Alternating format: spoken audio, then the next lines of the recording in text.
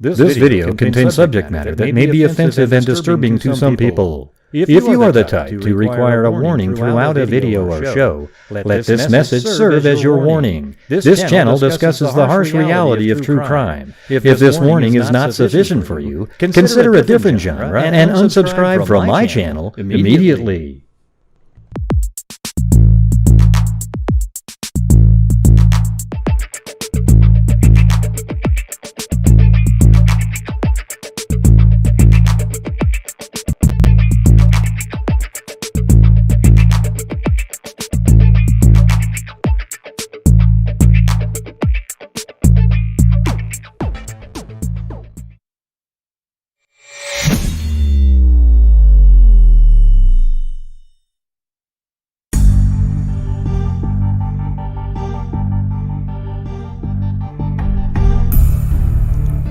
Yo, what's going on, freaks? Yeah, it felt kind of weird missing a night. You know, it's like, wow.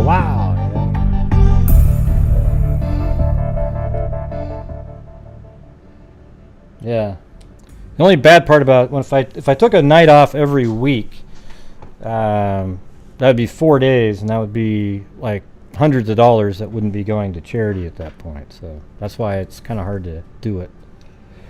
Let me think. Oh yeah, somebody complained that I told them to sit down. You know, like when somebody, I never use that phrase, right? But you know when somebody says something like, you say something and they go, "Oh, sit down, you know that." So then they sent me these videos because they're so obsessed that they sent me these videos, and the phrase was, okay, here's what I said. I said, sit down and watch a clock for an hour and see how long that is. Okay? That's what I said. That's the actual phrasing in it. It wasn't like, go sit down, you idiot. It was just like, sit down, look at a clock for an hour, and you tell me how long it is. Okay, I could have left out the word sit down. It doesn't matter. Stare at a clock for an hour. Okay? It doesn't mean anything. But it's so crazy. The people out there are nuts, okay, in the world. Literally sent me 2 clips. I said that on the other night, and you told me to sit down. And then I listened to it. Yeah, I said, sit down and watch a clock for an hour, and you'll see how long an hour is, because they said an hour isn't a long time. And then I said, yeah, so the guy wasn't there, long time on a clock on another show, but it's a long time. Like 20 minutes is a long time for a crime to take place, right? 30 minutes is longer. An hour is a hell of a long time. Yeah, why don't you ask the victim and see if an hour went by, you just sailed by. Probably not. All right? So, I don't know how we're going to do it, but hopefully during the rest of the month we can make up for the missing days. If I take a day off. And I had a whole show planned tonight.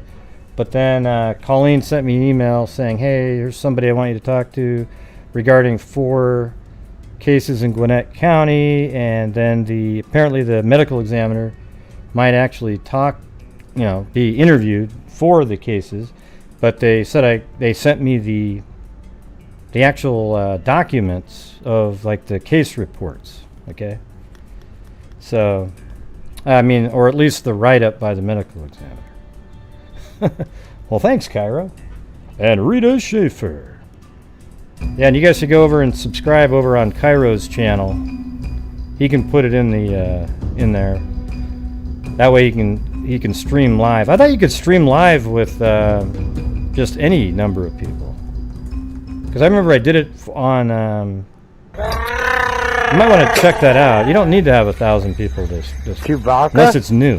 Oh, I'll be Chewbacca if you want me to. Because remember when I did the personal paranormal? Oh, from your phone. Okay. Yeah, I know it wasn't that before, Jennifer. So when I did personal paranormal, I was doing live streaming way before I had 1,000 people. So maybe that's new. I don't know. Well, he's had a channel for a long time. Yeah, he's had those videos that he was on there. It's not like a crime channel. It's just what's he doing now in the field.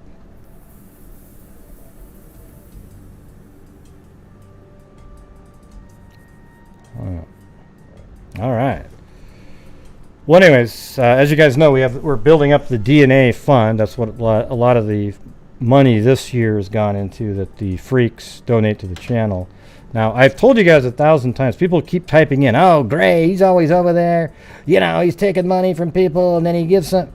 Listen, I tell you guys exactly what it is. I couldn't spend the 6 hours a day doing the show, getting the stuff together, and putting together if I just sort of just did it, okay? There's no way in hell I could justify that. I'd probably come on once a week and maybe be able to sneak, you know. It's just, that's just the reality of it. So when you guys are donating, you're supporting my channel and the charities at the end of the month. And everybody knows that, so I get kind of frustrated when I have to keep saying it over and over. Yeah, there's Cairo's channel right there. He just put it in the chat there.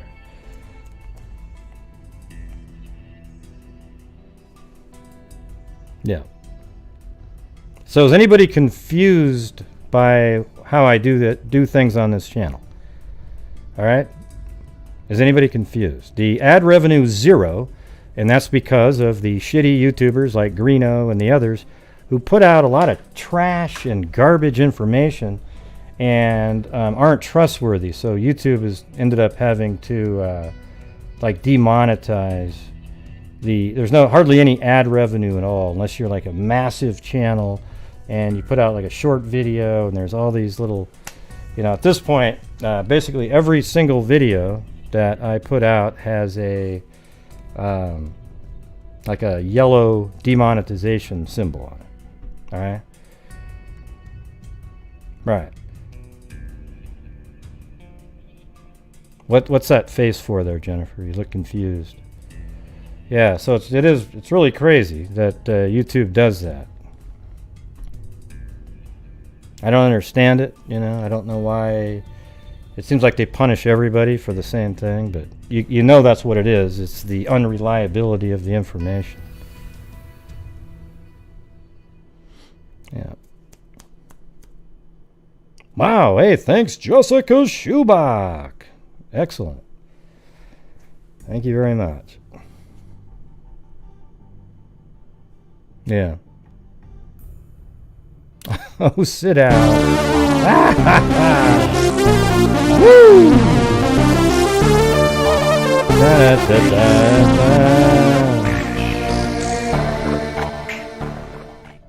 No confusion on my end. L101. Smiley face. Thank you. That was funny. Yeah. I guess, and one thing that's kind of neat is that Becky and Mike and, well, not Mike, Becky, Kelsey, and I think one other person they're going to CrimeCon this year. And I asked, Becky said that she would come on the air and, you know, go do like a walkthrough, show us what's going on.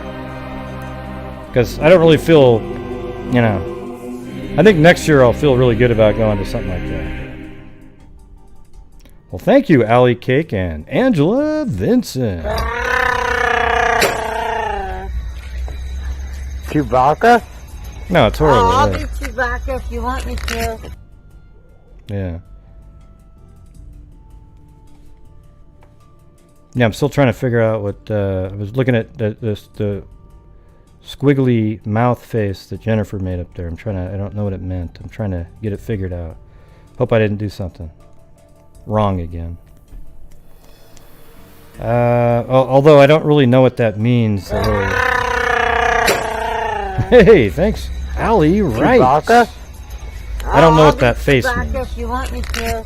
Is What's it like up, freak fam? Is it a confusion face or? Not much. Not much is up. Yep. Chewbacca. Yeah, it sucks not getting the ads. I don't know what that face means though. It looks like a confusion face. Yeah, I mean the thing is sometimes when you do a show, like if it's a sad face I would get it, but sometimes when you do a show, there'll be an ad, but it's almost demonetized immediately after the show's over. They're all, you have to like apply and say, hey, I think you might want to take a manual review. Now, does anybody really believe when you sign up, you choose a manual review, that there's even the possibility that there's a human being out there that's looking at it and going, you know what, this is no chance. There's no chance at all. They'd have to have 1 million people just looking at doing reviews.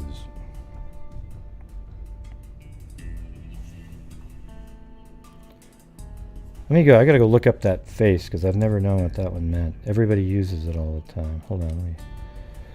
Which one is that one? I've always been confused when that face comes up. Zozo uses it all the time too. What the hell is that one? I don't even see it. Can't find it myself. Oh well. One of these days. Yeah. Oh, that means woozy. Oh, I see. Oh, bewildered. Okay. Bewildered. Okay, that makes sense then. I've always seen it and I just go, what does that mean? It looks like something.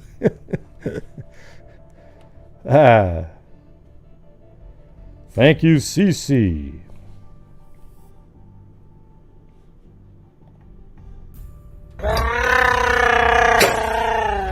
Chewbacca? Chewbacca?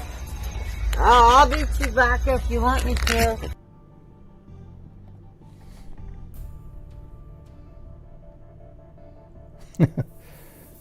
Yep. Okay, makes sense now. Yeah, if it means confused, then it makes sense. I just never even thought about what does that mean. I always feel differently every time I see the wiggly face deal. But anyways, it felt weird not doing a show, you know.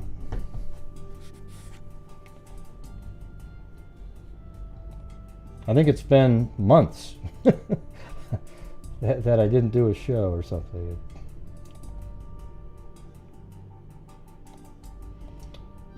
Okay, so we'll just go over these cases here, and I don't know where she is. She wasn't feeling very well, Zozo, so I don't know. Well, thank you, Treva McCoy.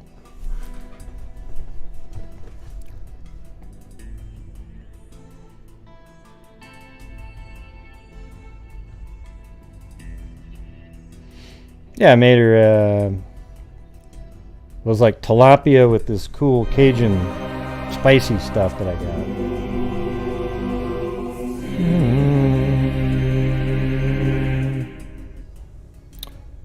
Good eye, mate. Good eye, Jamie. Crikeys. Yeah, no, it's not that great.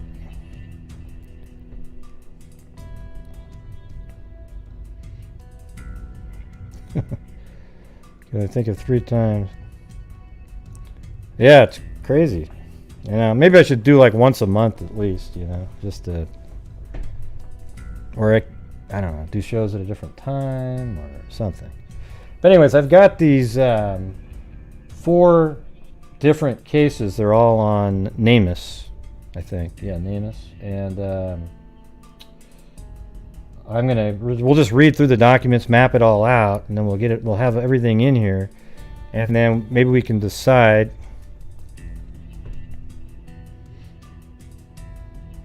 which one. I think I know which one I want to be doing actually at this point, and some of them aren't very long, and I actually have a whole folder of what I was going to be doing tonight, which is right over here. Like this entire folder here, you know, it's packed with different cases. So, but when that came forward, I was like, well, I'd like to go over these now.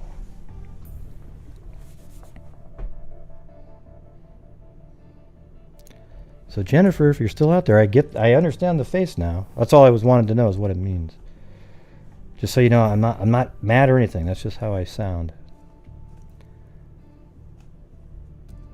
No, they don't live here, near here.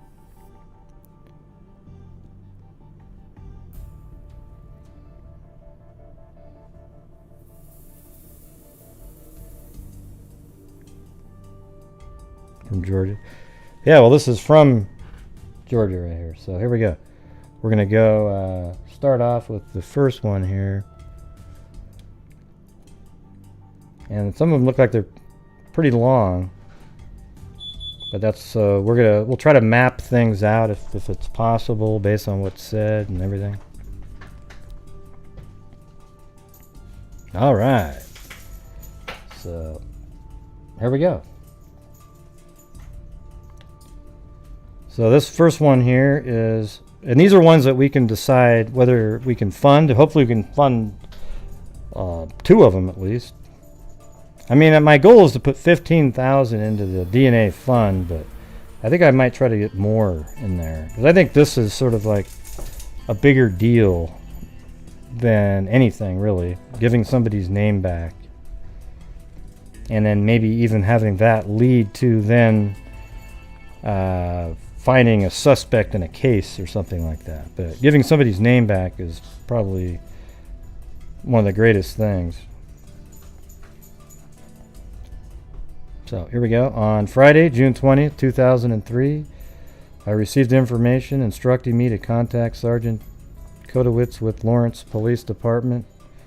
He reported that skeletal remains had been discovered in a stormwater basement located at Craig Drive at Highway 29. I guess we could see where that is.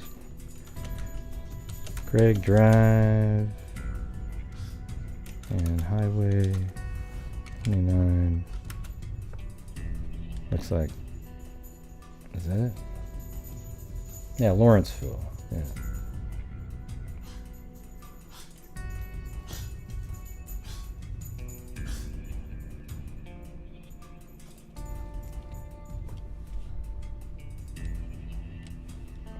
Hold on, gotta make a folder here.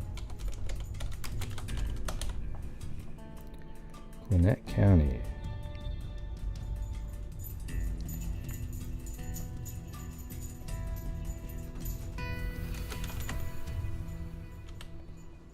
You know, it's weird. Does and does, I think, is spelled the same way. And thank you, Bad Mojo. Are you really Bad Mojo?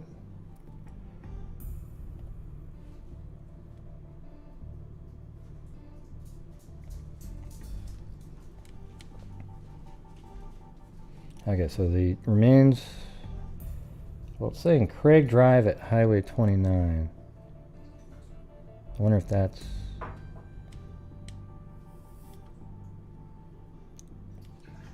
Oops, that's not what I was trying to do. Highway 29 and...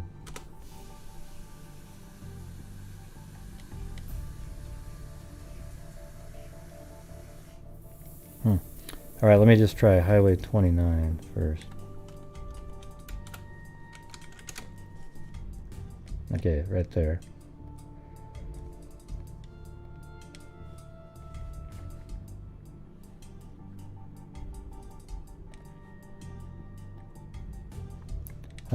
I'll put these in here by the case number. So 03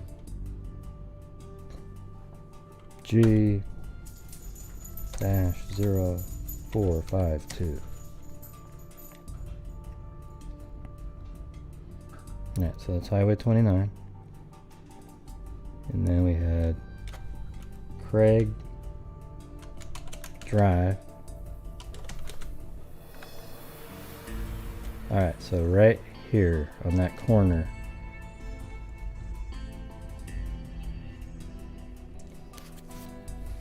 And they said it was a storm drain. Let's see. Discovered a storm water basin located at Craig Drive and Highway 29, Lawrenceville.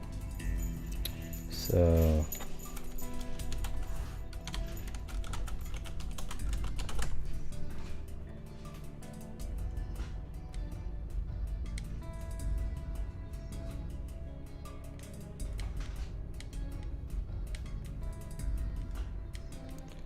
know what they mean by storm basin. Anybody have any ideas? I mean, I see that there's like a drain here, but I don't think that's what they're talking about.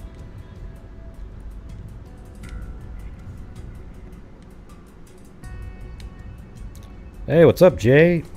JKs. All right.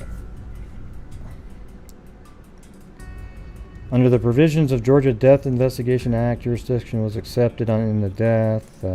Arrival to the scene, Dr. Dutton and I arrived at the incident location at 1:30 the same day.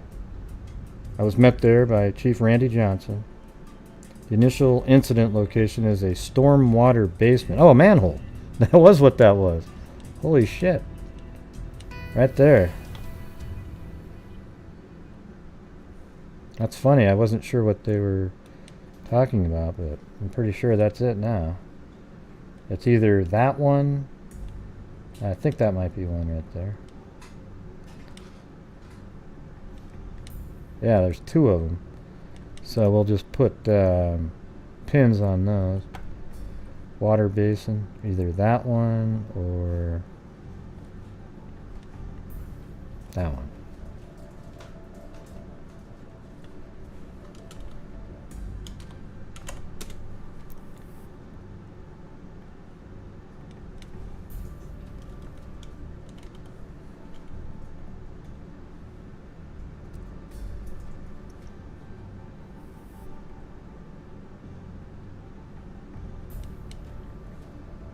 Alright. So it says continue on the sidewalk parallel to Highway 29 and approximately 60 feet south on Craig Drive. Okay. So the incident location is a stormwater basement located in Craig Drive, approximately 20 feet east of so maybe not even right there. East of Highway 29.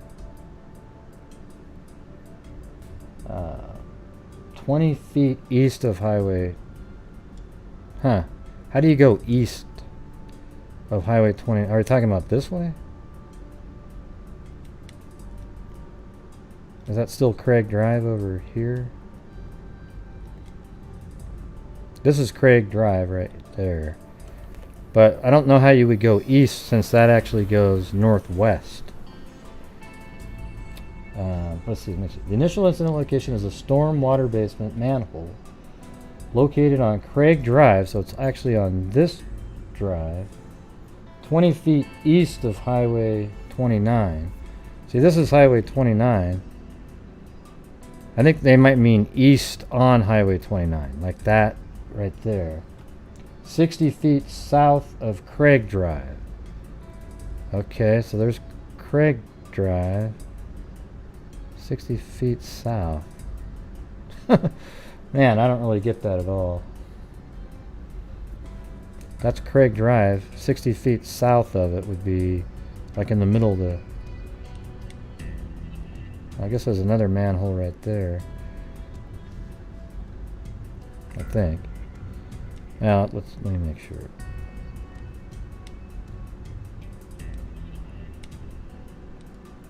Yeah. Up there.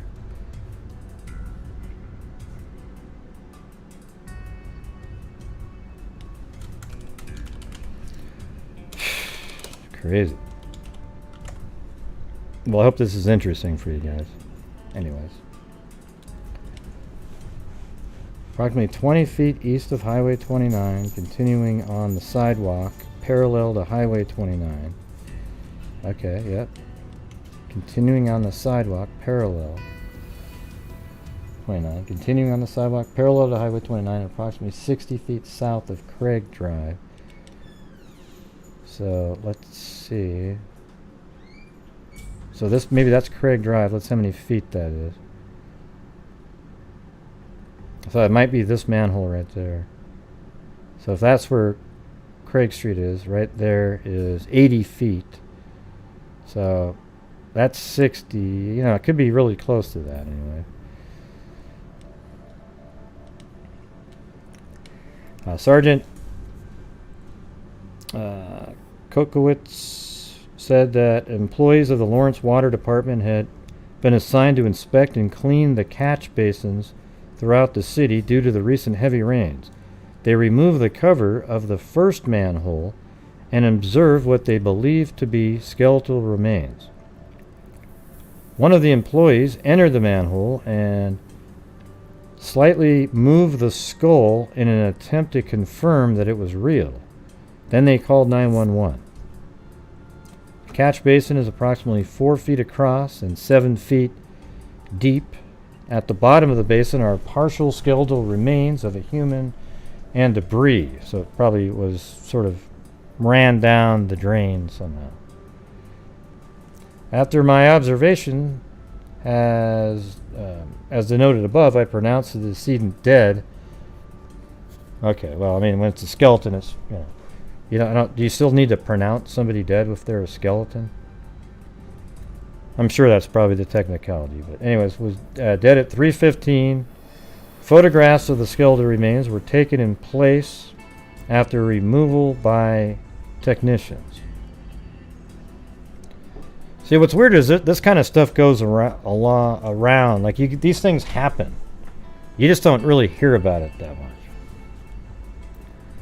Dr. Dutton entered the catch basin and examined and removed the skeletal remains. Lying near the bones were 2 metal pipes normally associated with smoking crack cocaine. Various pieces of clothing were also removed with the bones. But those could have all washed down there too. Then used a small shovel to scrape the basin clean, placing the debris into biohazard bags. The skeletal remains, clothing, cracked pipes, and 2 bags of debris were secured as evidence by the investigator. Visual examination of the second manhole revealed what appeared to be human bones. Dr. Dutton entered the second manhole and recovered the bones. Man, what a creepy job that would be, huh?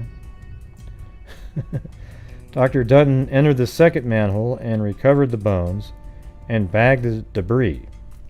The bones and debris from the second manhole were also secured and evidenced by the investigator. Gwinnett County storm water drain line inspectors were called to the scene. They used a remote video camera to inspect the lines between the catch basin. No additional bones were recovered. Dr. Dutton will describe and identify the recovered bones and clothing during his examination. On June 24, 2003, I received information instructing me to telephone. He said he had several other officers search the pipes. The area of the discovery is at the end of the storm water drain lines that travel south and then east from the first manhole. So south and then east. Like south. Yeah, I wish I had a diagram of it. Let's see. He said he had several other officers at search. Okay, they discovered 1 additional bone lying exposed and approximately 40 feet east of Highway 29. See, how do you get east of Highway 29? Like, this is 29, so it goes west to east, basically. I mean, so I'm trying to figure out how you get east of Highway 29. Like over here, maybe? It's confusing. The area of discovery is at the end of the stormwater drain lines that travel south and then east from the first manhole. After traveling underneath Highway 29, the pipes end at a very small retention pond. This retention pond is where the rib was discovered. Across the retention pond is a second pipe that provides release of stormwater from the retention pond. From this point, stormwater is piped underneath the adjacent parking lot, which is owned by Gwinnett County School System. Okay, so that's probably this. And I'm kind of wondering when they say east, here's the highway, there is a little bit of gap in here, so it's probably like in this area over here that they're referring to.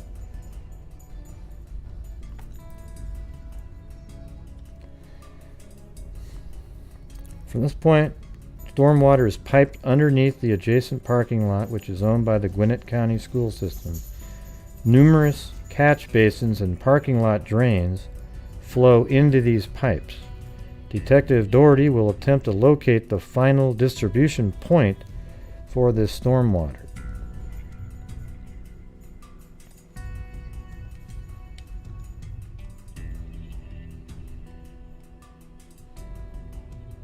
Okay. These unidentified skeletal remains were discovered in a storm drain on June 20th, 2003. No, it doesn't, Florence. I mean, it barely, barely. So when you, if I'm looking at this, I see how it kind of goes north, but it really is an east to west orientation. I mean, it's, I guess you could go in between, but you're not correct when you try to characterize it as north to south and then you say east of it. Okay, look at that. I've got it oriented right now to north, south, east, west orientation. So up here it goes like that. Definitely goes northeast here and southwest like that. But when somebody says, so I'm actually thinking it's over here though, because over here you can go east of the highway. Barely. Alright? So, you always got people that gotta try to, oh yeah, it's obviously north to south. I mean, look at, well, shit. If it looked like this, let's just pretend it looked like that. That would be north to south. Okay? But it's not like that. It's almost more east to west than it is north to south. All right.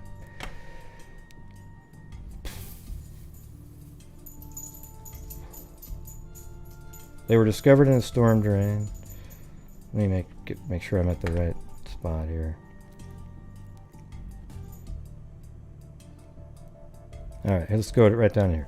When first discovered, the remains enumerated below were haphazardly scattered in approximately 3 to 6 inches of mud on the bottom of the first concrete storm drain, with the exception of the 2 portions of pelvis recovered from the other storm drain, partially embedded in approximately 6 to 12 inches of mud. The skull is entirely devoid of scalp skin, soft tissues, and scalp hair. The mandible is absent. The calvarium is intact, not sure what that is, without evidence of fracture or entomortem indentation. The ectocranial aspect of the sagittal and lambdoid sutures are nearly entirely fused. The left, I wonder if that refers to an age of somebody. The left and right coronal sutures display, a lot of this is like medical crap that I don't have time to pull out a chart and start looking at it.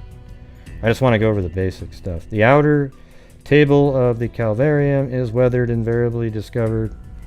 Let's see, let me get down to where they're. Significant foreign objects are not discovered in the cranial cavity. I could just see eyes glossing over. What do you mean? What's so funny, the Hawk? What are you talking about? No idea what you're saying. Yeah, it doesn't matter if you've lived there your whole life, Florence. I just showed you what it looks like on a map. That's what I'm talking about. Yes, I just explained it. It goes northeast and southwest, but it's almost more east to west. So their description makes it very difficult because they were talking about south of this road, 60 feet. So it must be right here that they're talking about. And then east of this road would be in this little section right there. Okay, I would be saying, if I was describing this area, I would say, I would give the specific information. Like, it is southeast 60 feet from this road. And then go like, and then say it is northeast of the this intersection, whatever the hell it is. I mean, you just got to say it in a way that it makes a hell of a lot more sense.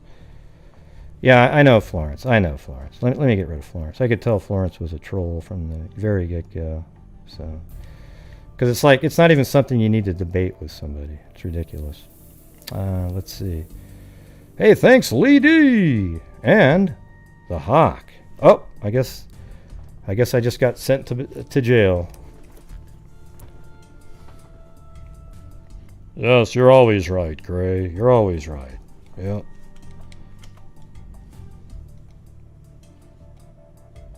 It's hard when somebody gives you directions on a street that isn't north-south, but refers to everything as if it is north, south, east, and west.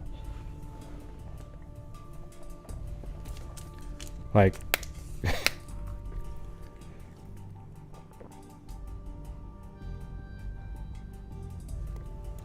so I guess we're put on hold now. Thanks, Florence. Thanks a lot.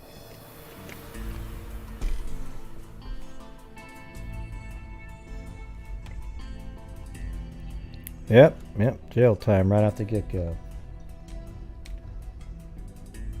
Let's see.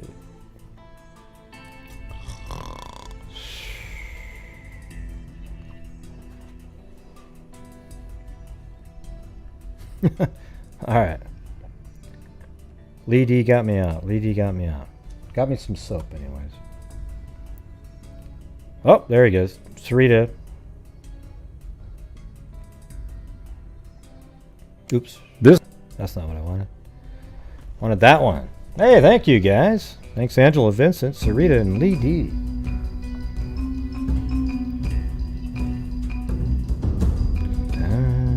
I'll unhide Florence. Even though she was rude, I don't really give a shit. Let's see. Soap.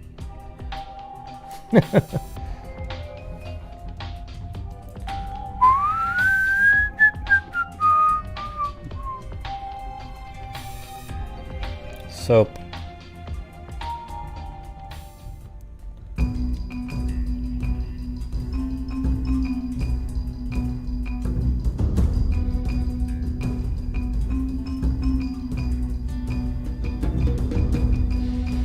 Yeah, some of these other ones get kind of crazy.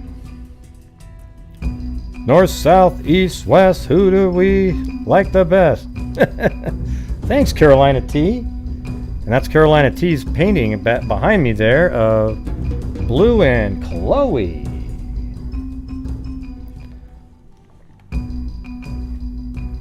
We got a Carolina Carla and a Carolina T.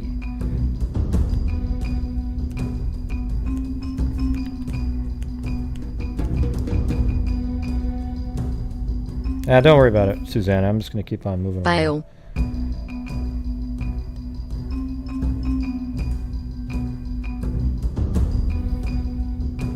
It's not the storm. What are you talking about, Susanna? Jesus.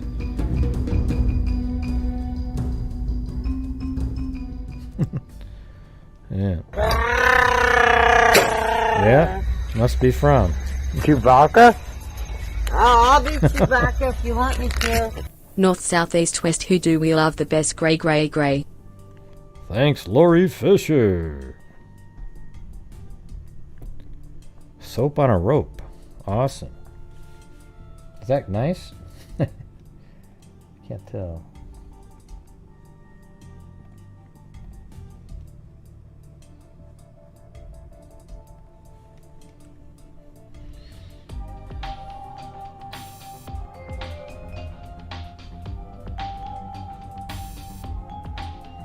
Yeah, this is pretty technical right here.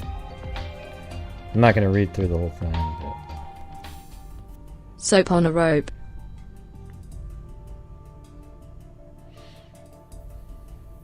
Thank you. No, you said I'm always right. That's the rude type of comment, Florence. You know that is, right? Is there anybody out there that ever says, you're always right? That's not saying it in a rude way. Come on, you know how it works. Don't play dumb. Don't do the what do you call it? The gaslighting shit. It's obvious. Anyways, let me. All right. Well, I'll read through this if it won't make your eyes glaze over. Okay. Do you guys want me to read through this? Anyways. Significant foreign objects are not discovered in the cranial cavity. I know what that means. And the brain schema is entirely absent. So probably meaning the entire brain matter is gone. X-ray of the skull does not reveal suspicious foreign objects. The humeri of the remains are protruding from a short-sleeved cotton shirt that is entirely unbuttoned in front and whose collar button are fastened. The brand is Christopher Haas.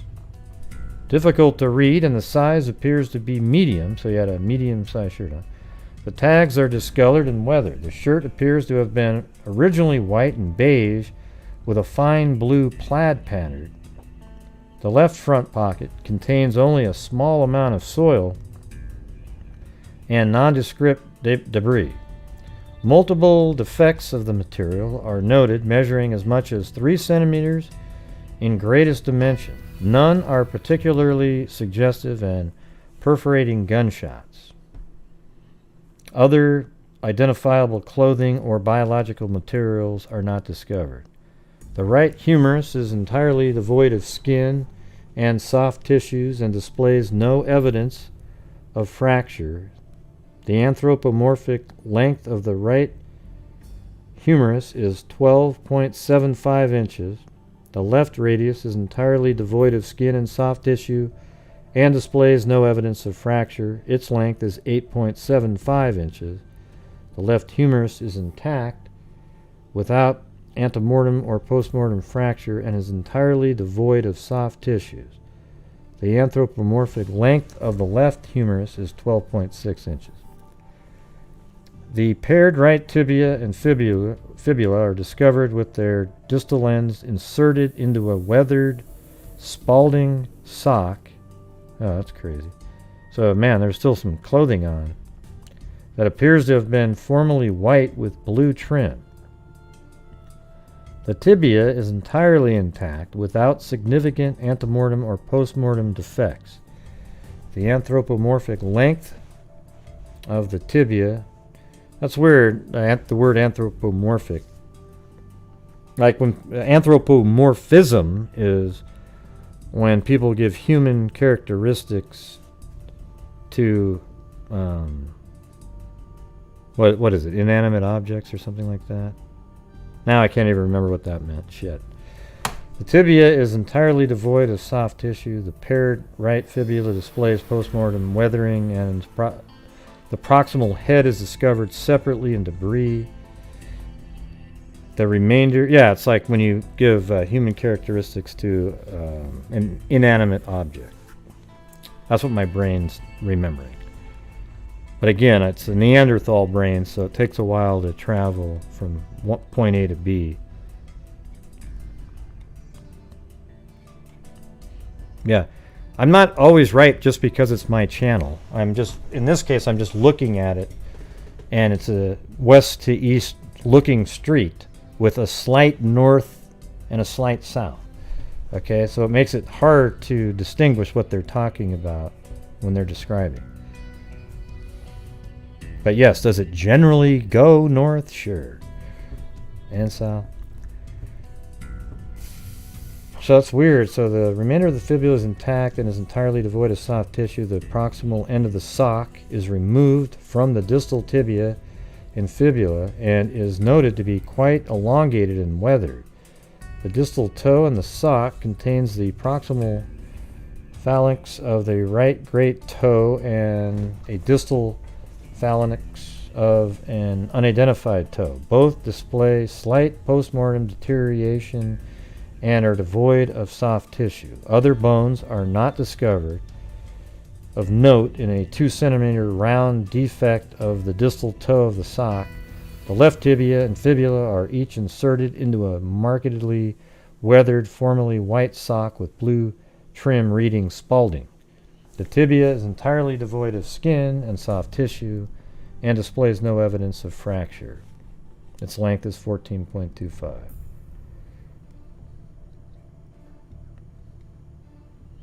Entwined with the deteriorated sock is an unidentified strip of gray, discolored, fibrous material whose origin is uncertain. Within this material is discovered a single inferior cervical vertebrae with leftward deviation of its spinous process and absence of fracture. Degeneration, articular changes are not obvious. This sock contains a large amount of gravel and nonspecific debris. A weathered, multi-faceted bone, likely a tarsal, is entirely devoid of skin and soft tissue. Large collections of thick mud from the area near the skull are washed with recovery of 4 additional cervical vertebrae, including C2. All are intact and devoid of soft tissue. An additional distal phalanx and apparent middle or proximal phalanx from a foot and a multifaceted tarsal are recovered. Also recovered is a plastic disc somewhat resembling a button, measuring 2 centimeters in diameter. This display one blue side with darker edges and an opposite tan side. Discovered separately at the scene are the right and left hemipelvises. Not sure what that means, just the entire pelvis, I guess. The sacrum is absent. Both display postmortem deterioration and manipulation of the left hemipelvis result in fracture of the softened ischium. Ischium. Both are entirely devoid of skin and soft tissues. 2 small segments of rib are recovered from sifting mud and debris measuring 10 centimeters and 4 centimeters in length. An intact lower rib is recovered from a downstream open basin on 6/25/03, so they found more later. The mandible, hyoid bone, clavicles, majority of the ribs, sternum, thoracolumbar spine, femora, patella, right radius, ulna, carpals, metacarpals, metatarsals, majority of the tarsals, majority of the phalanges are not recovered. So I guess there's, some bits of information that aren't, body parts that were never found. X-rays of all bags of debris do not reveal suspicious radiopaque foreign objects. Okay, so the summary is partial skeletal entirely devoid of hair and soft tissue. Skull with primary, it sounds like it's a black individual. A male pelvis, middle to advanced age, at least 40 years old, and antemortem stature approximately 62 to 68 inches, so 5, I don't know if they're, maybe 5'2" to 5'8". Absence of identifiable antemortem trauma, prolonged postmortem environmental exposure, short-sleeved, unbuttoned dress shirt, and pair of athletic socks with absence of other identifiable clothing or personal items. A metal smoking pipe and metal tubing, possibly used as an illicit drug pipe, recovered at the scene. I mean, is this one of those ones where he died and then somebody just tossed him into a storm drain along with his pipe? Blue synthetic disc of uncertain significance.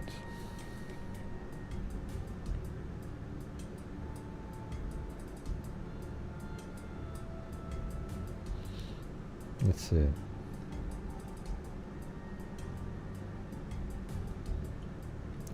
So this is back in 2006. 3 years later. Let's see. I'm asked to examine human skeletonized remains that are submitted to me. The remains are submitted in a brown cardboard box and are wrapped individually in newspaper. They are represented by the cranium, right and left humeri, right and left innominate right and left tibia and fibula. There is let's see.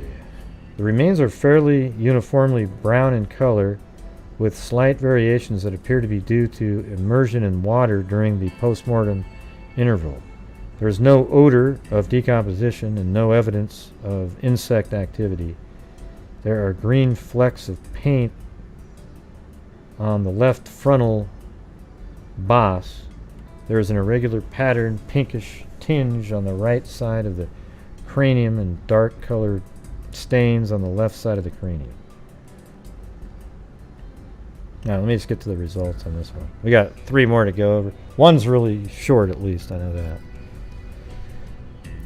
Based on morphology of the os coxa and the cranium, this individual is male. The subpubic angle is V-shaped.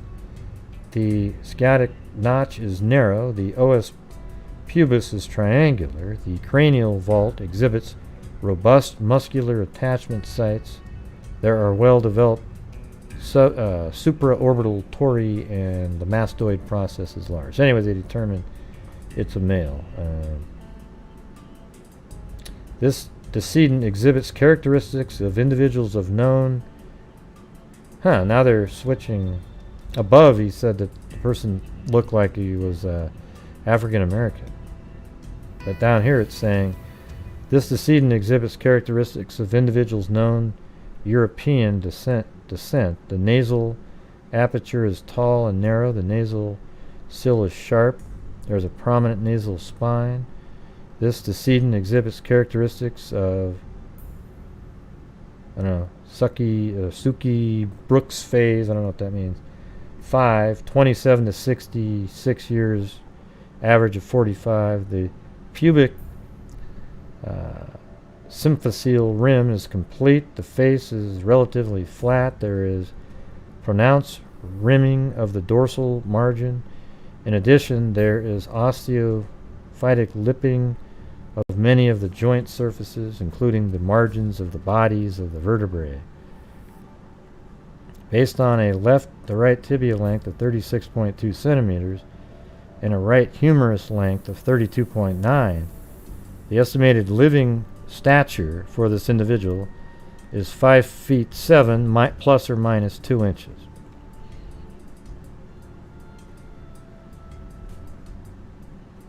There are no observed traumata. There is extensive osteophytic lipping of all the long bone joints. Let's see. The incomplete remains submitted to me by Dr. Carol Terry of the Gwinnett County Medical Examiner appear to be present an adult male of European white descent. Wow, that's so weird how they completely changed that around, because right here, see, skull with primarily, and it says black male features, right? And then it completely changed in this final exam here. So anyways, this is one of the cases that we could fund, okay?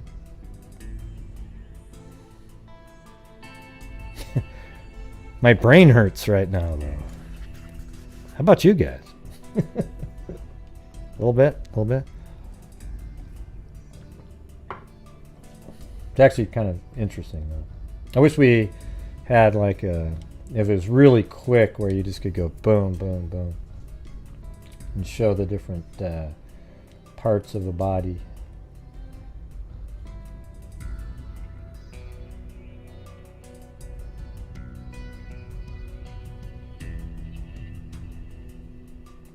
Okay.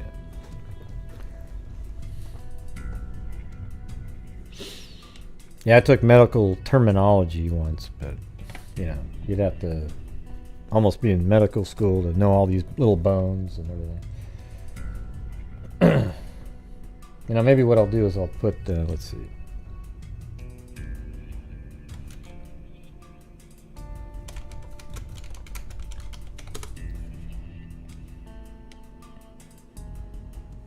Maybe we'll try it, see if it works easy. Okay, so well, maybe we'll try using that one. This is on Britannica, so we'll keep that open. You know, the thing is, I actually have a. Let me see if this works. Just a second.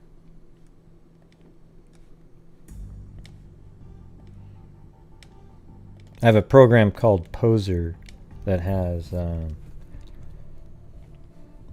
if it's still working, because I installed a newer version, there's a anatomy skeleton that I have in it that I paid money for a while ago.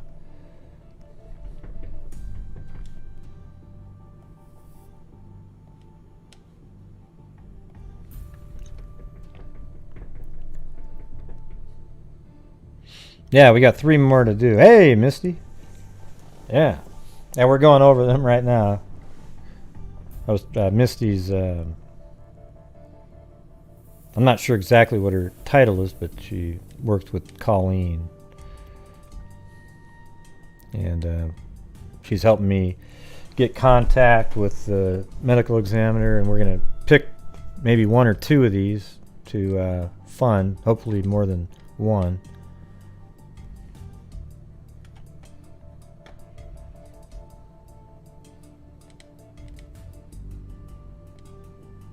Come on, you guys. There it is. There it is. Anatomy. You guys can't see it yet. Because the default setting is a nude female in Poser. But so, you know, the trolls out there would probably be, oh god, it looks like...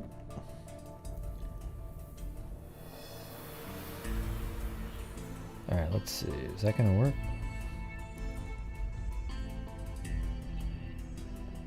There we go.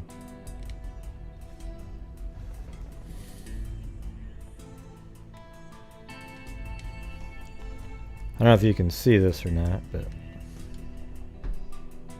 does it name or everything? Is everything named? Like if I clicked on it, would it? Patella. Nah, it doesn't look like it.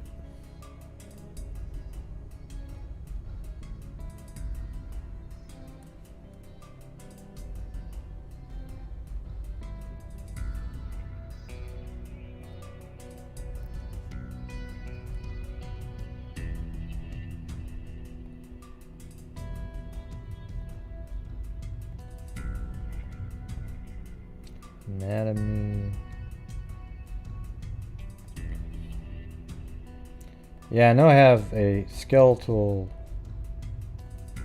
texture to put on, but I can't find it right away, so can't really put it on there.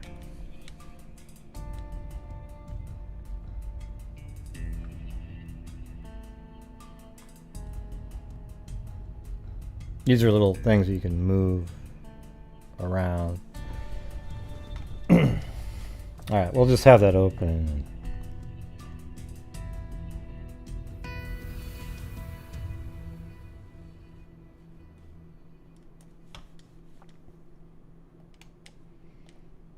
Alright, so we're going to go on the next one here.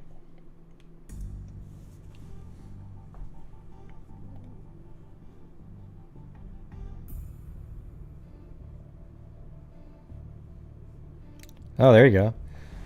Well, cool. It'd be sweet to. I'm actually learning a little bit. I'm definitely not a senior anything or in terms of genealogy, but I have been learning how to do it. So maybe we can, once we're working on one, maybe we could, get a look-see, like follow along kind of thing. That's sort of how I want to do it. Because I'm learning from another genetic genealogist. We're pretending that I am the criminal in GEDmatch, and then we're going to try to find me by using the highest centimorgan value of the next person. Although it's sort of cheating because you always know who you are. So you get a Hughes that pops up. Oh, well, yeah, you kind of know you're on the right track, but in the real world, you don't have a clue who that person is. But very cool. That's awesome, Misty. That's like I bet you what you do is probably one of the most rewarding vocations, or what, if it's a vocation that you could ever be in. I mean, it's unbelievable. Like literally figuring out who people are, perpetrators, that kind of thing. Yeah, there it goes. Hey, thanks, Scott Holland. Yeah, no, it's amazing. That's just such a cool thing to be able to do. Maybe we can talk about the other thing.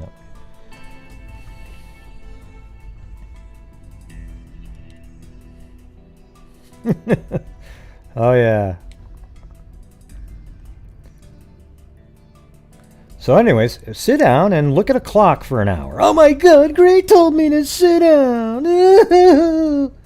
Hey, you've seen the time where I've said to somebody, like I remember a long time ago, you know when somebody says something, you go, shut up, man, no way, that's crazy. And then having somebody go, you told me to shut up. Well, not really. You know, it was kind of just sort of a common phrase, you know. All right. So now we're on to the next one, 09G. Although let me see. I might do these other ones. Maybe I'll save that one for last.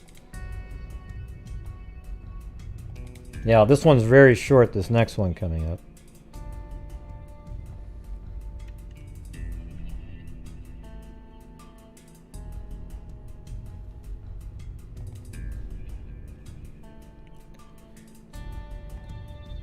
Yeah, there you go. Ah, Jesus. We're going to do 21G first. It's literally a paragraph. I think that would be pretty incredible to, you know, identify a person given this. So let's put this one on the map. And the address is 2725 Hamilton Mill Road. Hamilton Mill. Yeah, road, yep. And it's either Buford or it doesn't have the, let's see. Yeah, it's Buford, yeah. That's right.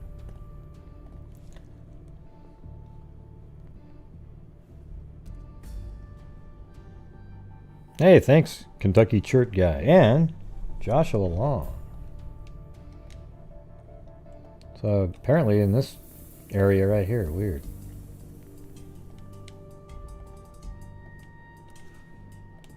And we'll mark this one down as 21G-0697.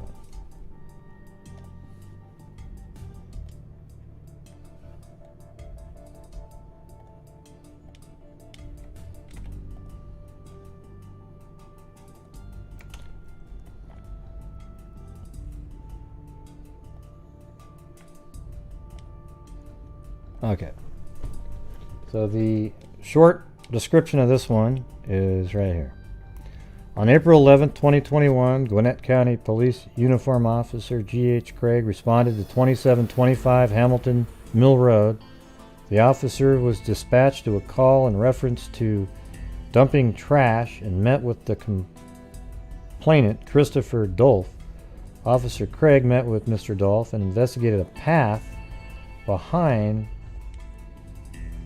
let's put that in there. Hamilton Road, Suite 1100. Oh, well, I was almost exactly on it. So it must be a path over here somewhere. The officer observed a tent in the area. Okay, yeah, kind of like almost like a homeless thing in the area. Davis located what appeared to be a skull. Officer Craig contacted his chain of command, CID, and crime scene to respond to the incident. Officer Craig contacted investigators. A skull and a small bone was discovered on that date. On April 12, 2021, the mandible was located approximately 20 yards away. No other bones were recovered to date. Wow. So that's all they have. Wouldn't that be crazy to take just the mandible, which is one of the better sources of DNA, especially, well, if there's teeth in it, right? And you could, man, boom, it'd be so wild. You know, just kind of identify somebody off of almost nothing. It'd be like walking down the street finding a human tooth and then doing genealogy. That'd be kind of crazy, though, right? And it led back to a guy that's still living. Oh, yeah, somebody punched me in the face, and a tooth flew into the bushes over here. And then you try to identify it, and it turns out it's some guy that got punched in the face, but he's still alive and has a tooth put into his mouth. That'd be pretty crazy, huh?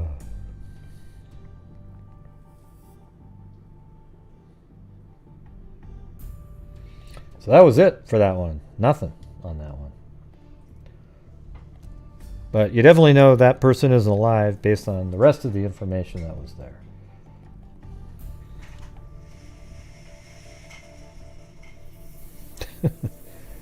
Yeah. Hey, it's Michelle Nicholas. Haven't seen you in a while. All right, so this is another one here. It's I'm gonna make the folder really quick here. So far we've got 2 folders. Now we'll add the third one. 115G-0794.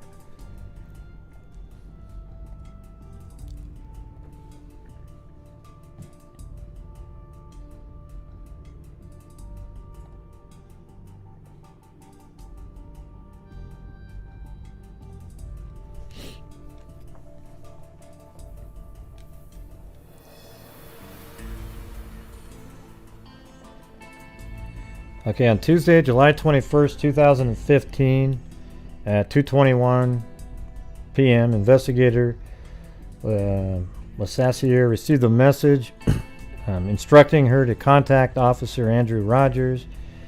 Looks like, and let's see, a wooded area near 1201 Chatham Road. So we can put that in there. 1201 Chatham Road in Beaufort. So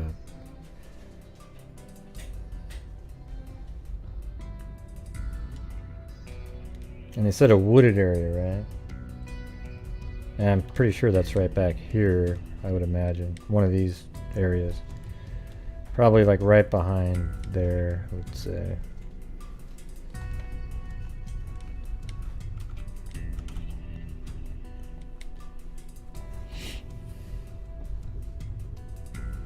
Officers Rogers said skeletal remains had been discovered by 2 male Beaufort City Water Authority workers cleaning land for new sewer pipes.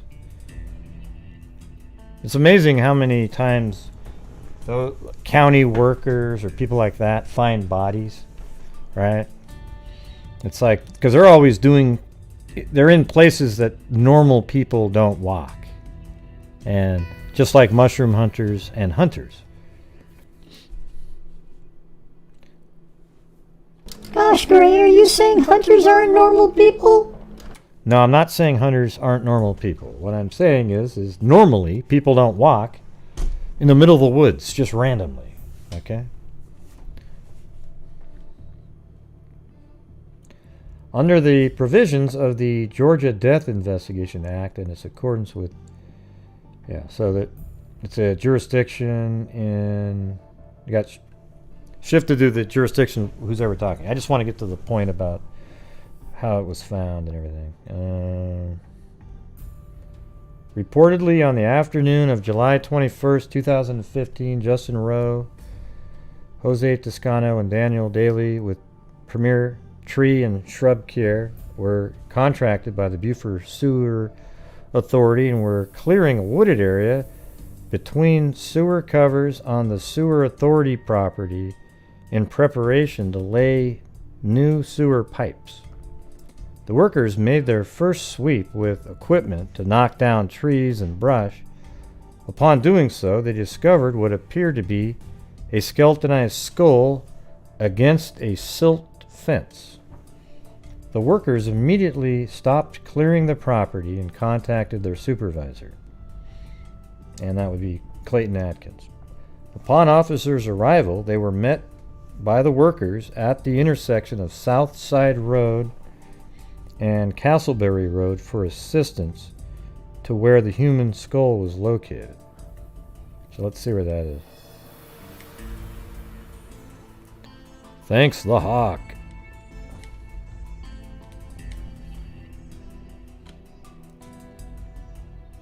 Alright, so this is South Side Road. No. Oh, that's the sewage plant right there. Interesting. And Castleberry Road. So that's Castleberry Road. And then South Side Road and Castleberry Road. So that's Castleberry.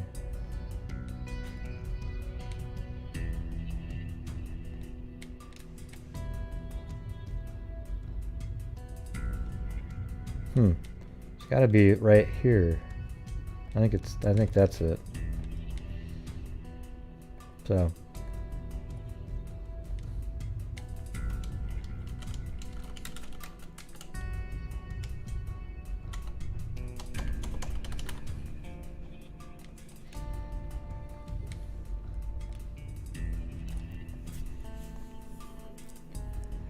officers were unable to access the scene by car because it was a loosely packed gravel road, so they were taken by the workers in their truck. Officers traveled, now it seems a little bit further then, approximately 3/4 of a mile down the gravel road. Now I'm gonna have to, what gravel road? So this was only in 2000 and, let's see, hold on. Yeah, it's 2015, so it should look pretty similar.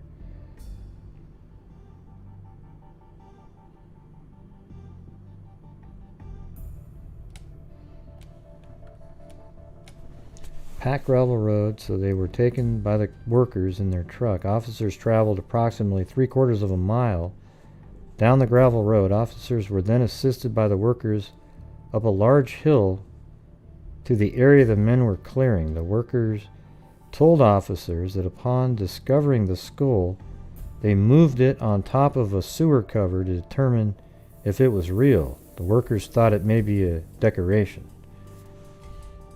I'm kind of confused at where the location is now. Let me go back up here for a second. Skull remains in a wooded area near 1201 Chatham Road.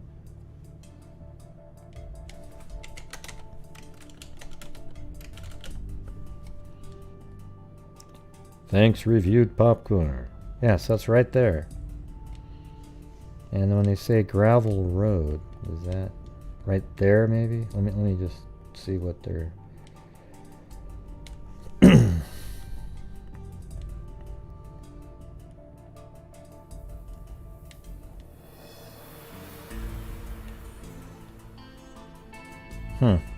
sort of a... Looks like that's somebody's home now. They said a wooded area near here. But it just seems like it's right in the middle of a city. I mean, not a city, but, a town. So I'm not really sure. I can't even find a 3/4 of a mile.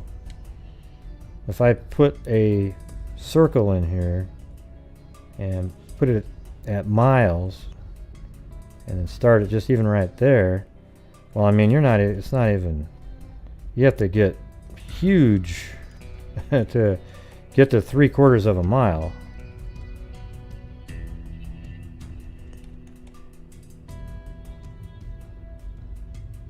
Yeah, right there.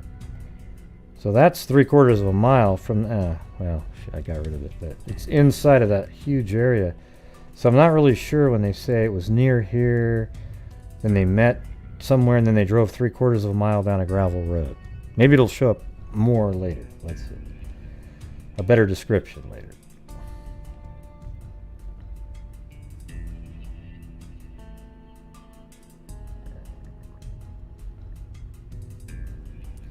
Reportedly on the afternoon of July 21st. Okay, we already got that. Right here. There we go. Officers observed what appeared to be a human skull on the sewer cover. Officers summoned Gwinnett County homicide investigators and Gwinnett County crime scene specialists to the scene. Observation of the surrounding area revealed more skeletal remains.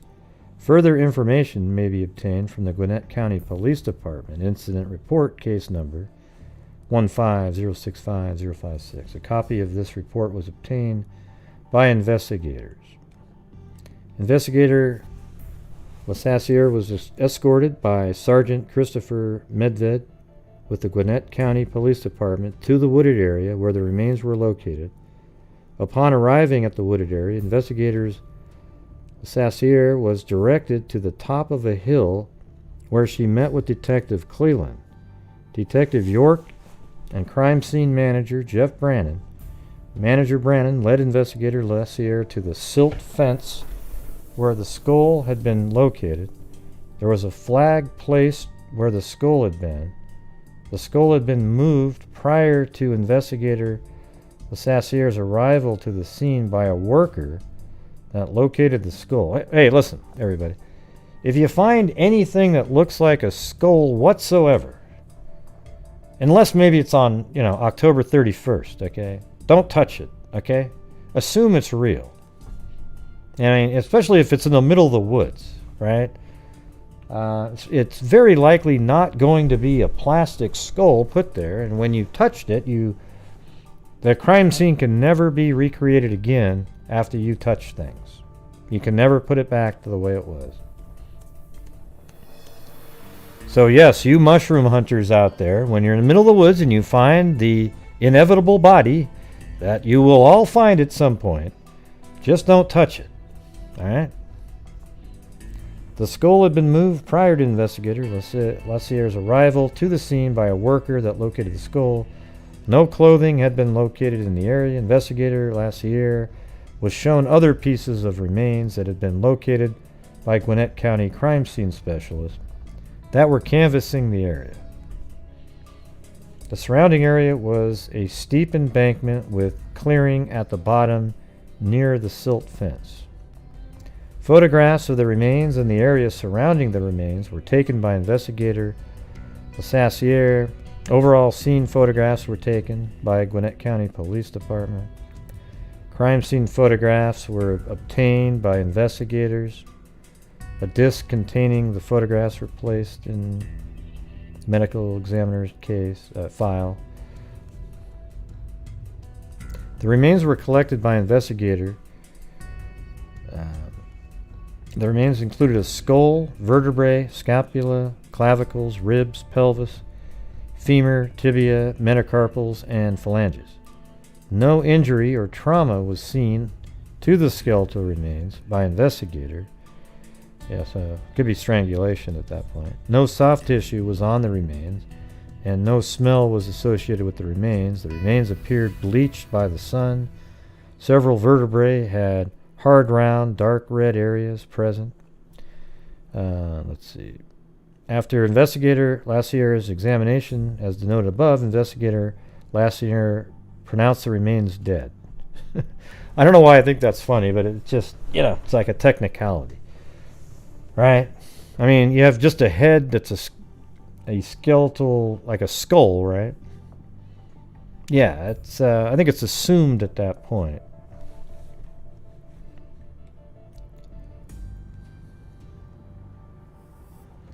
Chief Medical Examiner Dr. Carol Terry said the remains were those of an adult white male with an age range between the late 20s to late 30s. The remains had an estimate height of 65 inches, and then 75 to 85% of the remains were recovered.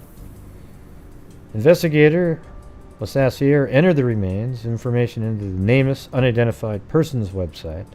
The remains were assigned NamUs case number UP14117.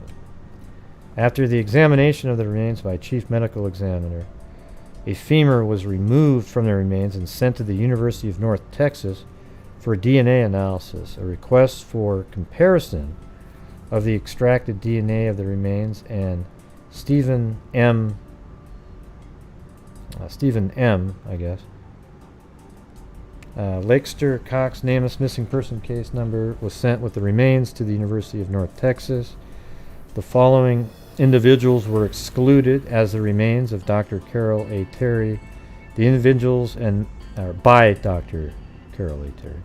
The individuals and methods of exclusion were as follows: Justin Gaines excluded, Samuel Walters, brother of Gene Perry excluded, Kevin Dawes. Actually, it's all the same one. Detective Kevin Dawes. So that was brother of Gene Perry was excluded. Michael Bruce Ribbett was excluded. Joshua Scott. And all of the reasons why are over here. Dental records, DNA. So all these different people were excluded at one point. But, you know, keep in mind, in 2015, that was one of the points in time right around there where there was a big breaks in DNA. But the really huge ones sort of came about in 2018, 19, and right until now, where they seem to be able to get DNA out of nothing. I mean, you could just find a shirt somebody wore 50 years ago, and they have some crazy techniques that they're able to get it out.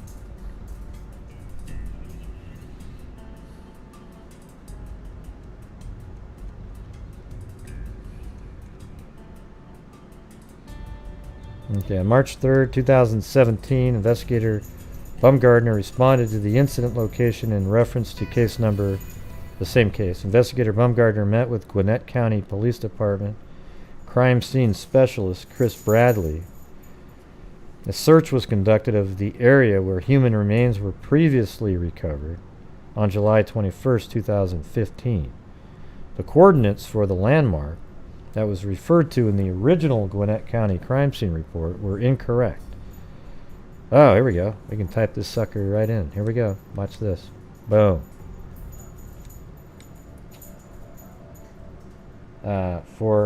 Let's see. The correct coordinates obtained on March 3rd, 2017 for a manhole cover were ding, ding, ding. Ding, ding, ding, ding, ding, ding. Watch, this will land right on a manhole cover. Want to see this? It's going to be sweet. 0.0. That's why I love having documents. Shouldn't be too far from this area. So yeah, it's not there. It's over here. Okay, and apparently there's a manhole cover in those woods right there. 84913.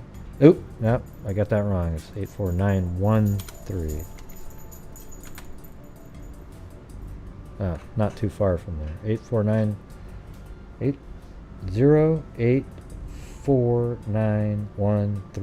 and negative 84.014156. Okay.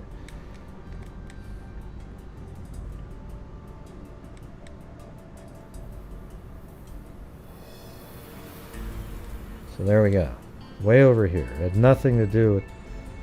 I guess that path might be like that, right?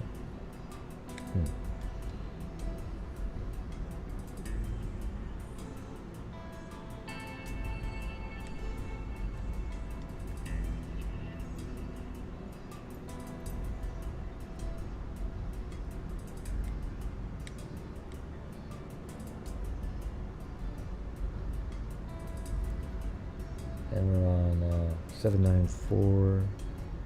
There we go.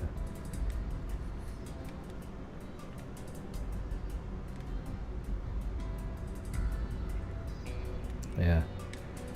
There's really nowhere to... There's no street view or anything like that, but just through there.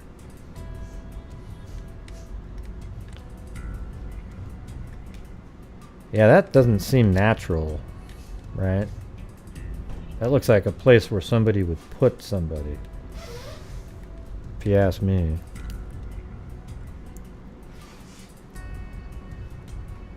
Alright. The search recovered 5 bones from the immediate area and were secured and documented by a Gwinnett crime scene. The long bone that was recovered at the site... Oh, well, here we go. So they found a long bone at... yeah, I love having this stuff. So 34.084839. 84839. And then 1407. Alright. So that's where the long bone was.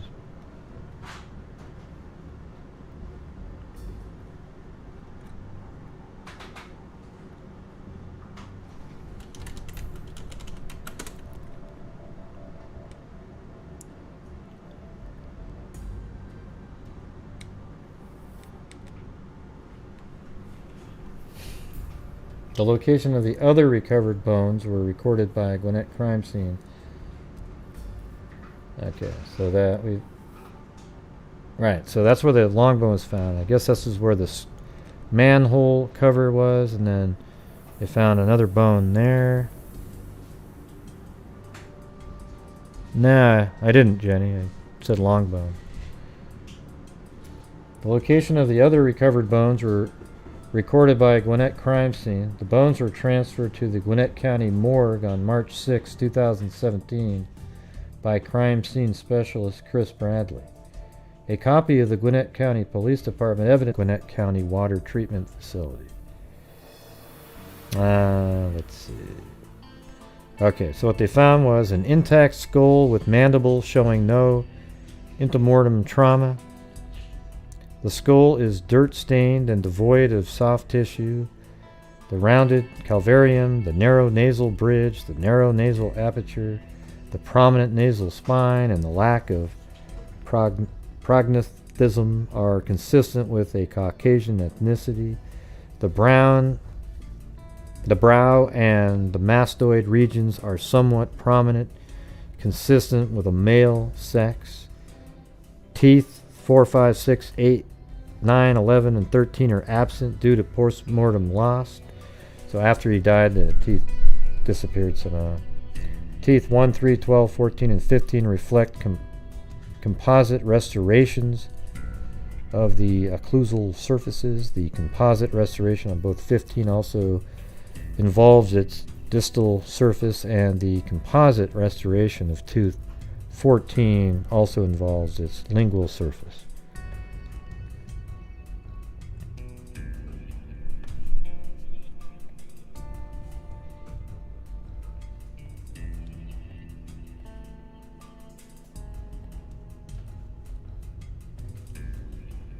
Alright, just a second.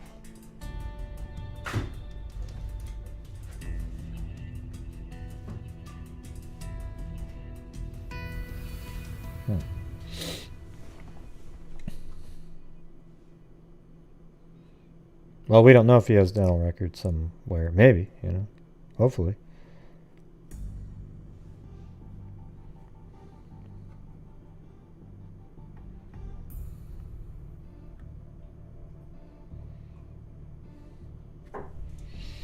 Yeah, I mean, you'd hope most dentists would put that in there, that they restored the teeth at some point. It's probably like fillings. He's had fillings in 1 through 3, 12, 14, and 15. The accompanying mandible has had several loose teeth replaced, displaying postmortem absence of teeth 20 to 25. Let me get down to some other stuff here. The vertebrae show no antemortem trauma. 3 cervical vertebrae, including the atlas 12, thoracic vertebrae 5, lumbar vertebrae 2, scapula showing no antemortem trauma. I think that means, like, you know, obviously before death. Like, did it have? Does it look like there was like a fracture or something like that? Maybe as a cause of death. So it sounds like they're struggling to find a cause at this point. Each innominate bone with the sacrum showing no antemortem trauma. The left femur showing no antemortem trauma. The proximal tibia has extensive wear and post-mortem animal activity. The left tibia length is 14 3/8. The left talus and calcaneus showing no antemortem trauma. 5. The metacarpals and or metatarsals showing no antemortem trauma. One of the bones of an apparent metatarsal has gnawing of its distal end. So an animal. Now the bones have associated dirt and no soft tissue. No smells associated with these bones. Just, obviously been there a while. Skeletal remains of adult Caucasian male, that's what the summary is. Near complete recovery of axial skeleton. Incomplete recovery of appendicular skeleton. Post-mortem animal activity. And there was no evidence of trauma prior to death. So there's photographs, x-rays. A dental chart was prepared. And what's good news is we got all the dental work ready to go. The teeth are, you got the dental work, and then you also have the teeth for DNA extraction.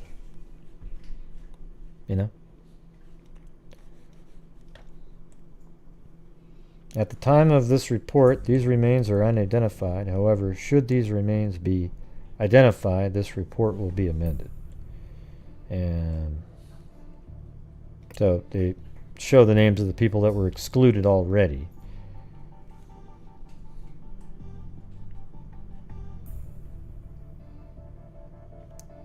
So they went back out there even a year afterward.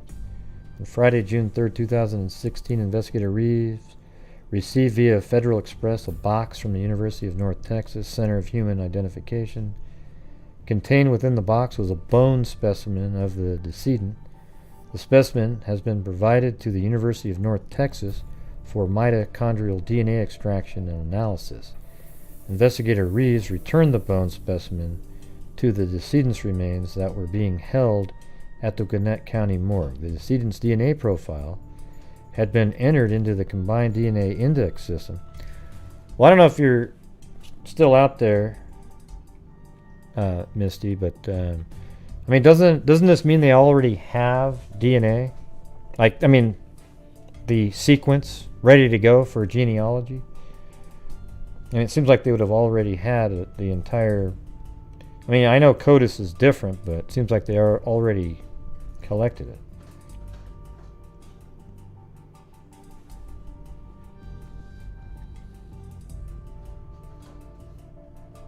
Okay, so not a good enough sample for genealogy. Okay. But they may have, at the time, had they, had that existed, though, right?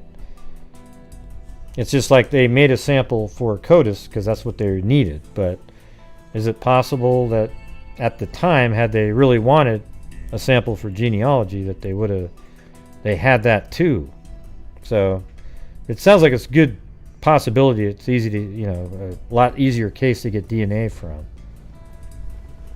Reprocess for SNP testing. Okay. I see what you're saying. All right. But that just didn't really exist, really.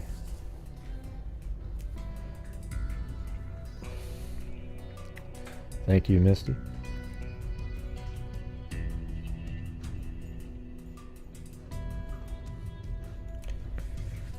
Let's see. Investigator Reeves contacted Detective Alan Miles with the Catoosa County Sheriff's Office.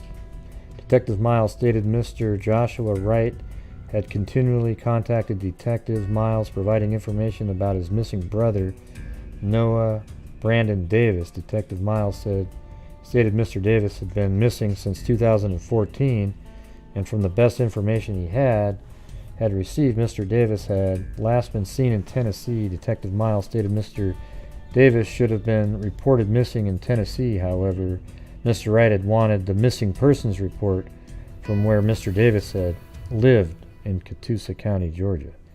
Detective Miles stated prior to Mr. Davis's mother, he had obtained a buccal swab from his mother and from Joshua Wright. The samples were sent to the University of North Texas for DNA profiling and uploaded into the Federal Bureau of Investigation Combined DNA Index.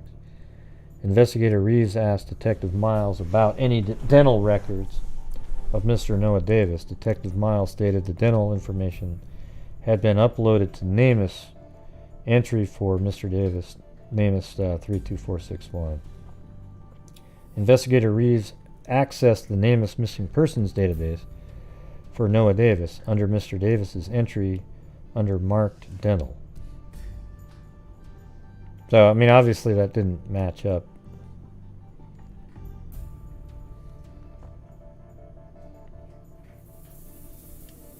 Yeah, so I think these are going over the cases where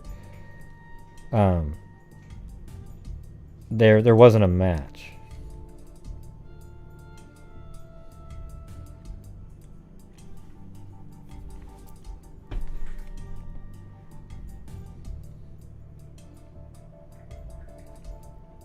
I'm just kind of glancing over this really quick. Some of it's like repetitive.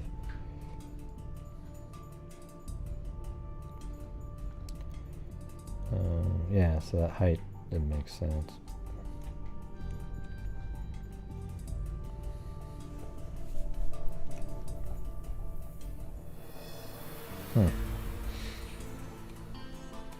Yeah. So that's just another case right there. It's just, they tried to identify him with no missing people, and none of those were matches. So right now it's in a state where that's one that we could choose to help fund right there. So that's one. So we've gone over 3 so far.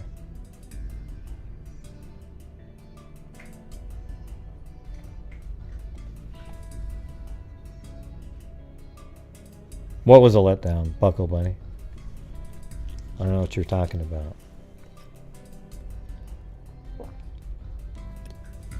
These are, if you paid attention, every case that we're going over tonight are ones that we, as the Freak family and our fund that we're building up, I'm trying to get like around 15,000 in it by the end of the year, and it's your guys' support that help support my channel and the fund and the charities that we cover at the end of each month. Yeah. All right. So we got to keep on trucking. Had a good start to the show, and then it went. Let's see. Yeah, it is disappointing that none of those people match, because that also means that they still have loved ones that are still missing too. You'd hope you'd be able to match up a body to the hopes of a loved one. All right. So here's the one that this is the next one we're going to be talking about is the one that I would put in first place in my mind. Although I haven't read through the whole thing yet. I just knew what it was about.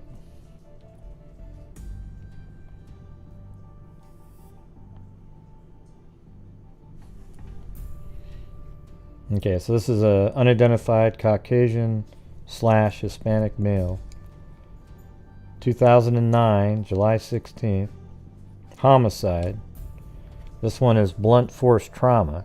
So this is a definite homicide victim where, let me check something out real quick. Like that last one we just did. Does it say that same breakdown at the top? See, they're undetermined here. But this one here is definitely a homicide.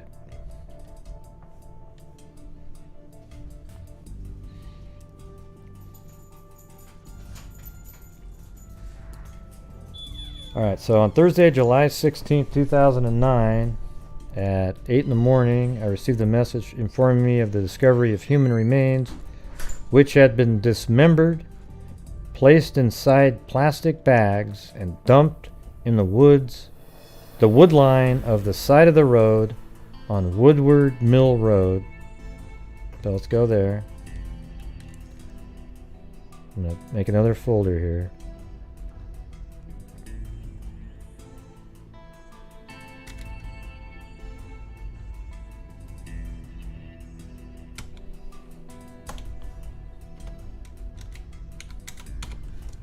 Yeah, once they're skeletonized, it's hard to determine how long they've been there.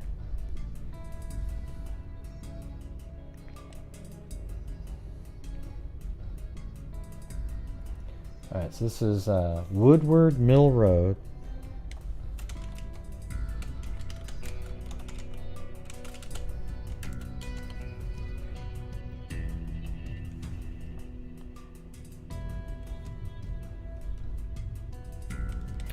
It's pretty close to that one, isn't it? Pretty wild. Beaver, Georgia. So that's all we know so far on this road.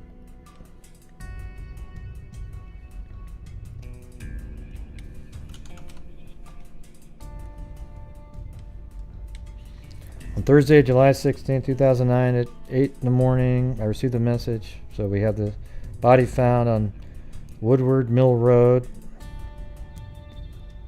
and it was body found in plastic bags.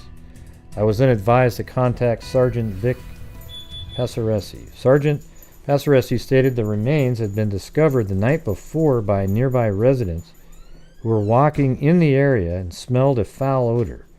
Officers arrived at the scene and discovered what appeared to be human remains, and it was decided that the scene would be guarded overnight and crime scene specialists would arrive in the daylight to process the scene. He stated they had arrived and were beginning processing. Hey, thanks, Lily Rose from Australia.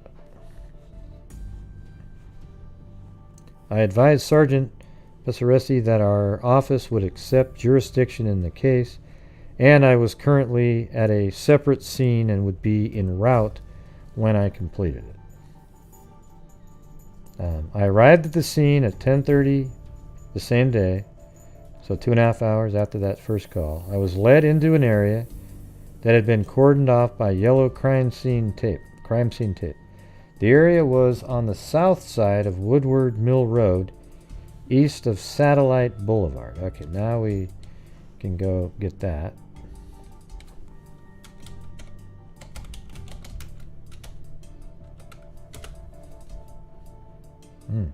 Hell, we were just almost randomly in the right spot. How crazy is that? Alright, so it's on this road east of Mill Road, east of Satellite Boulevard. So that's Satellite Boulevard. And so that means it's over here now. We can kind of start putting it like that.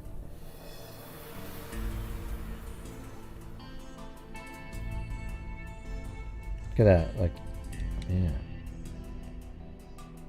That'd have been tough to find if it was just over that edge there.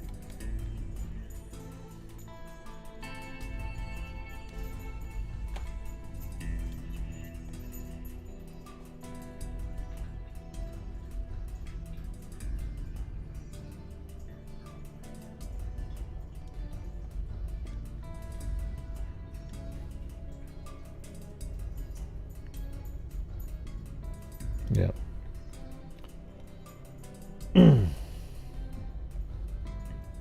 All right, so hold on one second. I'm going to use the facilities.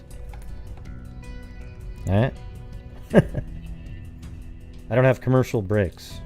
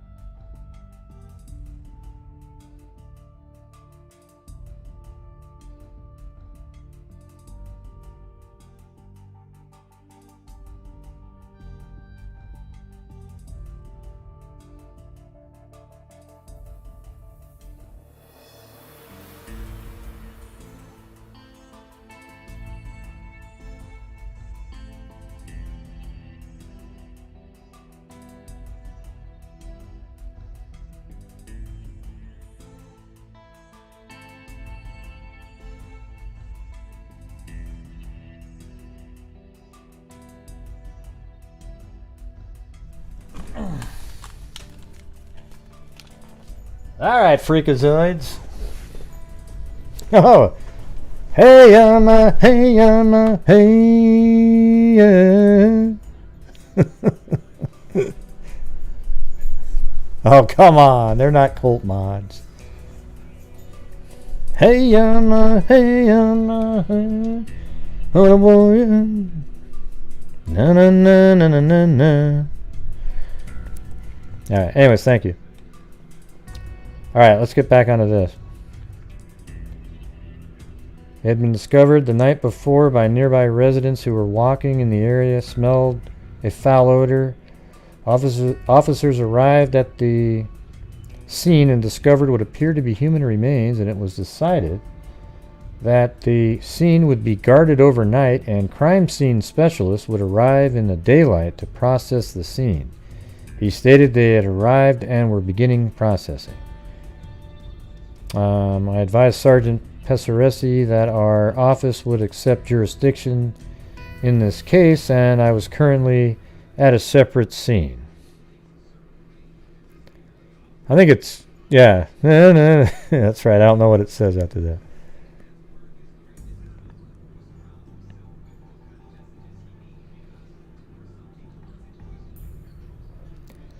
Chief Investigator Bailey stated he and Gwinnett County Chief Medical Examiner Dr. Carol Terry were en route to the scene. I advised him I was en route to the scene. I arrived at the scene at 10:30, same day. I was led into the area that had been cordoned off. So now we're at this part again.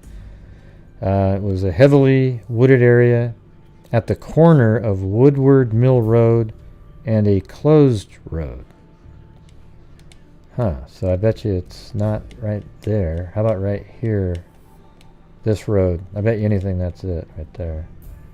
That doesn't look like... It looks like a road that could be closed at a certain time. Oh, yeah. Yeah, that's definitely... Look it, and there it is. Boom! Can I get a boom with a closed road with a gate on it? Okay. So there we go. That is going to be the spot. So I'll just move this down a little bit further. So it's going to be like right around in this area.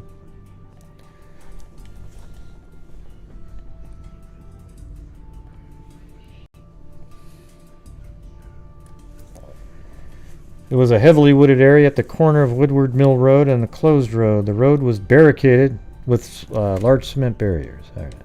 That's not a large cement barrier, but it definitely has a, you know, this is a different year. What time of year is this satellite year? What year is this? Hold on. It doesn't say. Darn it. God. Let's see if we can go back in time here. What year was this again? 2009? This might, you know, hopefully, if it leads us to a different one, great. All we want is the right spot. Alright, so this was 2009. Okay. So let me go back as far as around that time frame. 2010.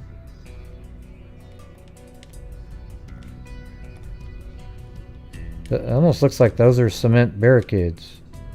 What do you guys think? Like, what else would those be right there? A train track? I mean, I don't even know why there'd be... It looks like those are cement barricades right there. And then if we go back again... 2008, those are there.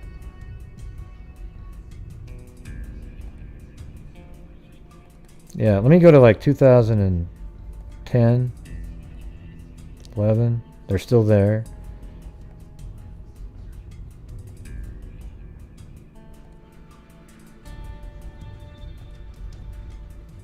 I can still see them right there.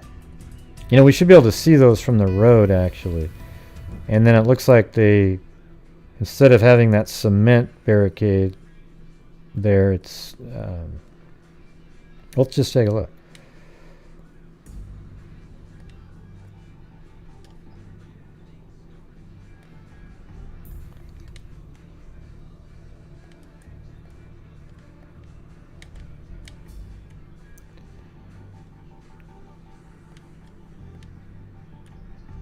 Ah, you can't see it. Should be right there. Look at. All right, I'm gonna go with that. And they just said east of, just east, you know, east of this road. So it's the only thing that really makes a lot of sense, I guess. Let me go here. It's all about getting the actual information. Oh, well, there you go. That is a cement barrier. It's still a boom, right? Even though we found it later. So that's either it or, yeah. It's kind of looking like that might be it too. So I'll put another one there. The other one looked like it had a barrier at a different time though. So let me put that there. And that doesn't look as much like you would say the corner of something, you know. But it's not far away from the other one. So you got that one could be a barrier, and or that could be a barrier. It definitely seems like, you know, it's weird because either one of these they're similar. This road is closed down, and so is this one right here. Although that one does have a barrier still there in front of it. All right, you know what we could try to do is do a, let's see what happens if we do Google Maps. GoogleMaps.com.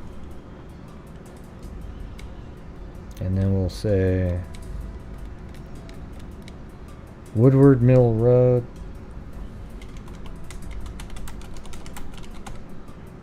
Beaufort, Georgia.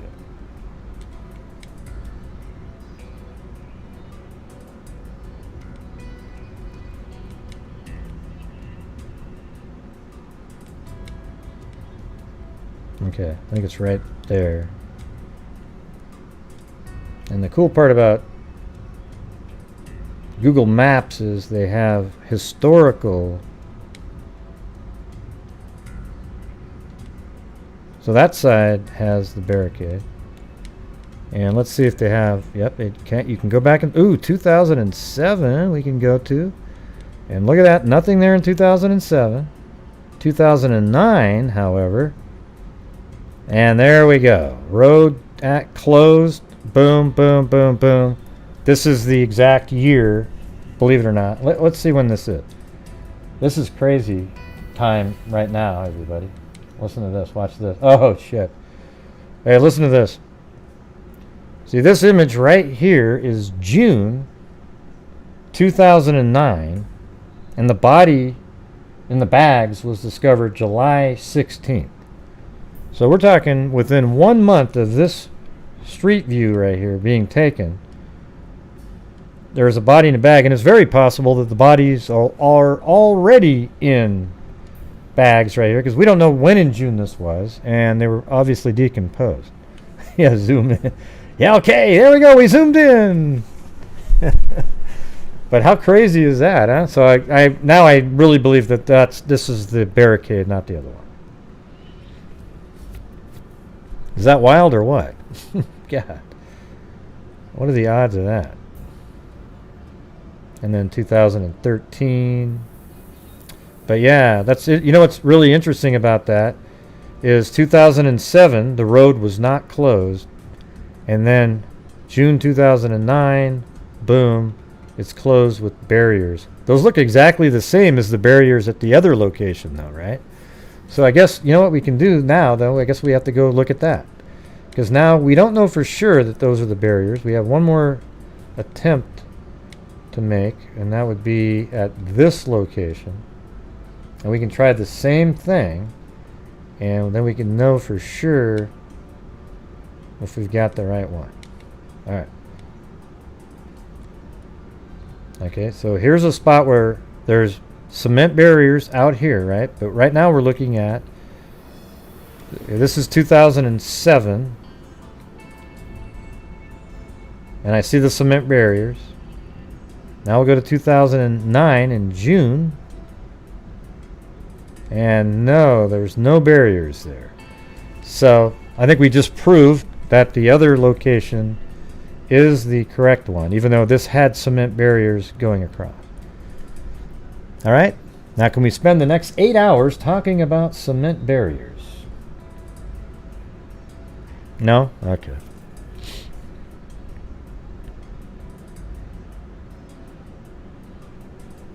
All right. And hey, Gen H, if I say cement barrier one more time, negative super chat me. I'm just kidding, man. Let's see.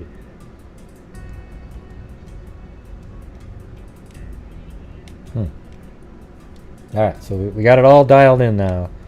It's found at a corner. Either one of these corners, probably like right there.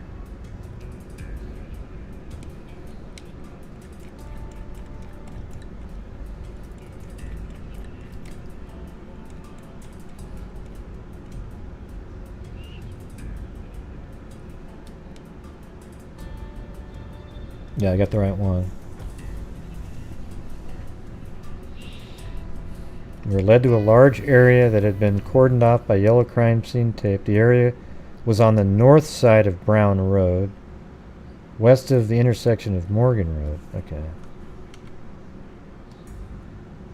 Brown Road. What the hell are you guys talking about?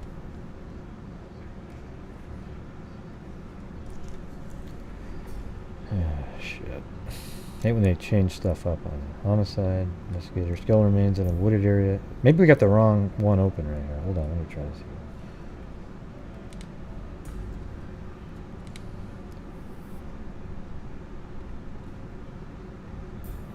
Come on.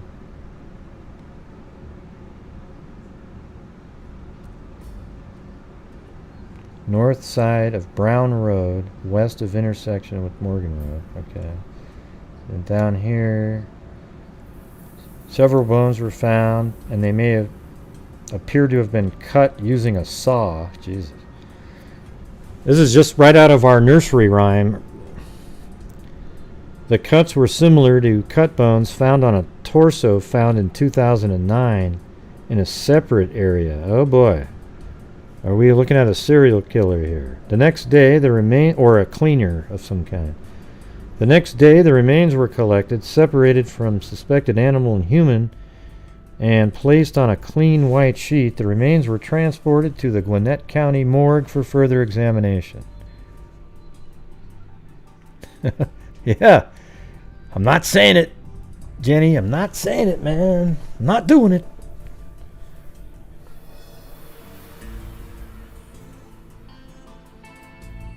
Identity of the remains were pending at the time of the report. Teeth number 3 and 14 were removed from the skull by Dr. Terry from case number 09G0609. Several bones had been retained and a rib bone was removed from evidence. Let's see. Under the provisions of Georgia Death Investigation Act, an autopsy of the torso was performed in the Gwinnett County morgue on Thursday, July 16, 2009, commencing at 16:15 or 4:15 p.m. with the assistance of forensic technician Charles Brown. The torso is received in the supine position in a blue disaster bag. Inside the disaster bag, the remains were wrapped in a clear plastic sheet that is soiled with decompositional fluid, having some associated maggots. Large black beetles are associated with the remains. The torso is partially enclosed in 2 black plastic trash bags.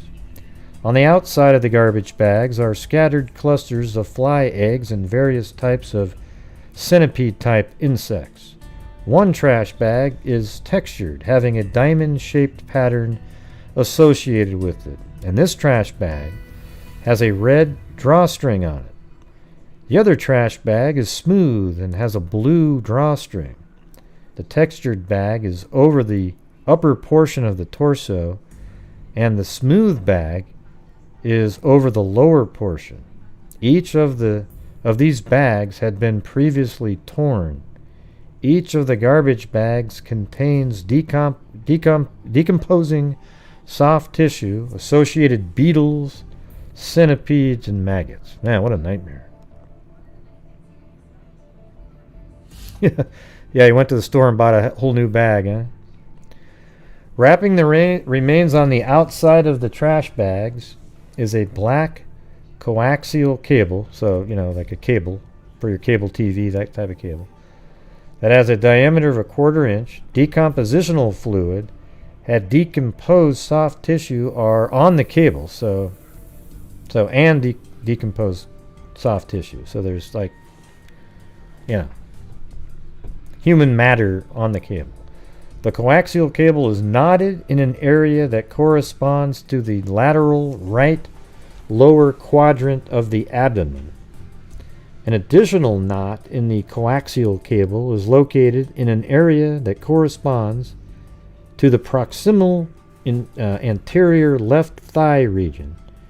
In the proximal left thigh area, the cable forms a loop having an associated slip knot that is roughly in the area of the exposed cut bone of the left femur. The male end of the coaxial cable is located behind the knot in the proximal left thigh area. The coaxial cable outside of the garbage bags encircles the torso a total of 7 times. So, you know, wrap it around. The cable adjacent to the knot in the area of the proximal left thigh reflects 4 obliquely oriented cuts in the black plastic coating of the cable, so probably attempting to cut the cable or something like that, extending down the underlying metal. Some additional slight nicks in the plastic coating are observed on an adjacent loop of the cable that encircles the body. The cable is slid off the torso inferior along with the garbage bag that covers the lower torso. Man, this is right out of some kind of a, I don't know, a horror movie, really. Beneath the black garbage bags, the body is wrapped in a thin, clear green plastic sheet beneath the black garbage bag. So, man, it was wrapped again, and the garbage bags were just put over that. A clear green plastic sheet. The green plastic sheet is wound around the body with the outer layer of the sheet located inferior. In unwrapping the body, the sheet travels from interior to superior, and then, so like it kind of winds, it's almost like a saran wrap around the body or something. And it has a width of 1 to, so it was wrapped around clear tape. Let's see, so it says, the sheet travels from interior to superior and then back down to the level of the waist. Posteriorly, clear tape having a width of 1 and almost 2 inches thick secures the green plastic sheet to an underlying wrapping. The green plastic sheet is soiled with decompositional fluid and maggots. The green sheeting has an approximate width of 17 and 1/2 inches. So it's like a saran wrap. It's green, you know, like a really wrapping it around. Then this other tape was used to secure that, and then they put plastic bags over the upper part of the body and the lower part of the body. And they were, you know, that's pretty wild shit, man. Yeah. Beneath the green, but there was also another sheet underneath the green plastic sheeting. So beneath the green plastic sheeting wrapping the body is a plastic shower curtain. Wow. Having a white background with vertical blue designs that have superimposed green and white images of starfish. Huh.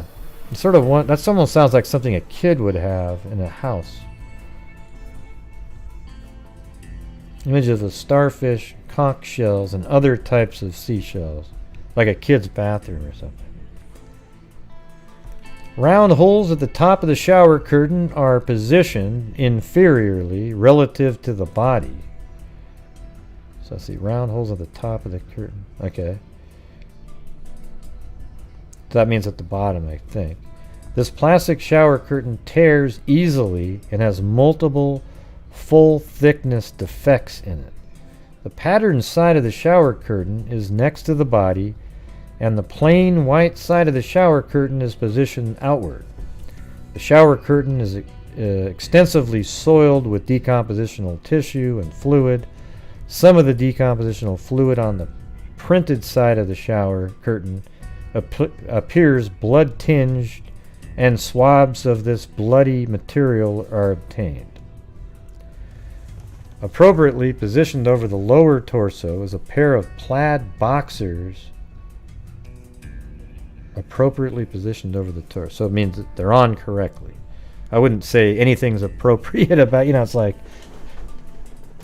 I mean, for a minute I was thinking, wait, you're talking about like vanity? Like, But I think it just means that they're on the way they're supposed to be. Appropriately positioned over the lower torso is a pair of plaid boxer style shorts. These shorts are extensively soiled with decompositional fluid and have some associated maggots. The main colors forming the background of the shorts are orange and yellow, light green and red. Let me look up something.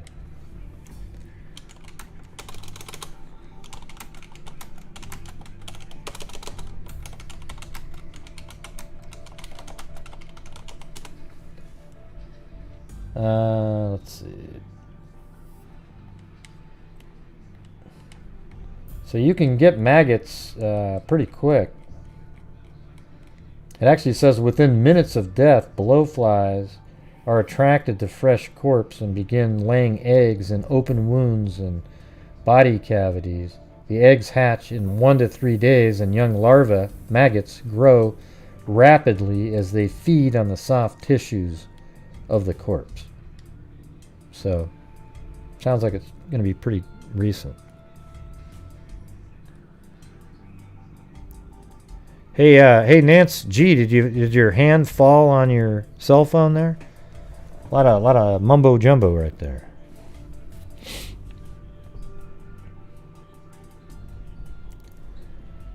All right, so okay, right here. The main colors forming the background of the shorts are orange and yellow.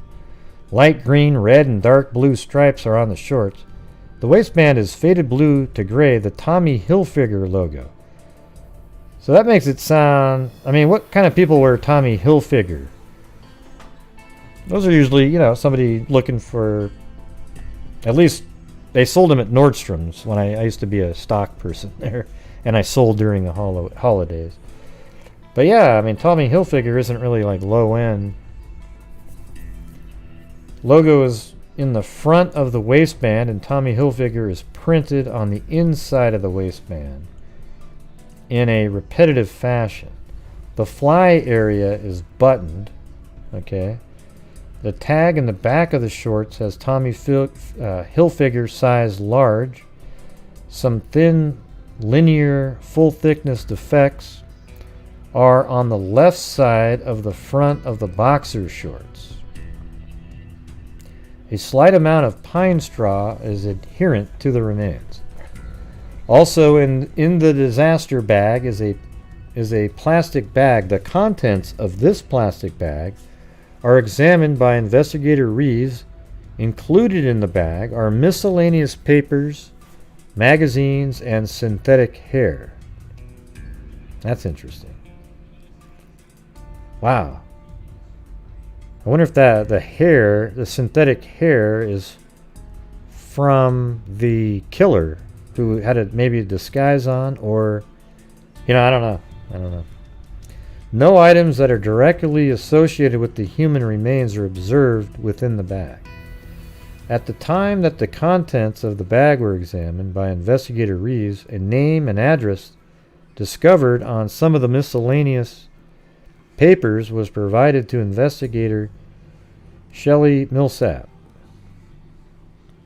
The subsequently received skeletal remains are received wrapped in white linen sheet. No articles of clothing or personal effects accompany the skeletonized human remains.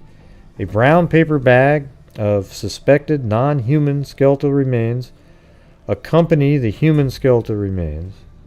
In the paper bag mixed with non-human skeletal remains. What does that mean? What is a non... Oh, wait, so you found, like, other animal bones. Jesus. It's like, what's going on here? It's crazy. In the paper bag mixed with non-human skeletal remains is a human second cervical vertebrae. This is an unembalmed, decomposed... Wait, what the hell's going on here? Was he found, like, at a body dump site? How could there be a almost completely decomposed portion of a body somewhere when his whole entire body was inside of 2 bags and sealed in and was just decomposing? Skeletal remains are received wrapped in a white linen sheet. Okay, no articles of clothing. Sex accompany the skeletonized human remains. I'm kind of confused right now at this point. At the time that the contents of the bag were examined by investigator Reeves, a name and address discovered on some of the miscellaneous papers was provided to investigators. The subsequently received skeletal remains are received wrapped in a white linen sheet. No articles of clothing or personal effects accompany the skeletonized. So this is like later down the road, I guess.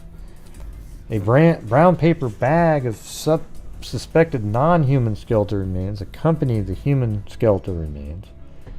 In the paper bag, mixed with the non-human skeletal remains, is a human second cervical vertebrae. This is the unembalmed, decomposed, partially skeletonized, dismembered torso of an adult male. So this is a whole new, another set here. Right? I mean, we're talking about something totally different here, right?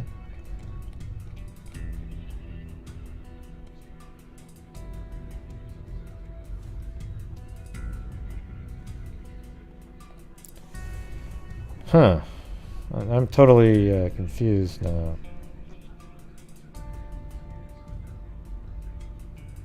Thanks, Lee D.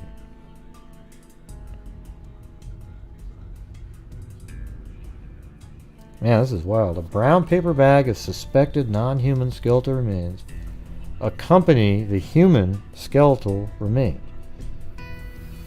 Okay, so then the external examination.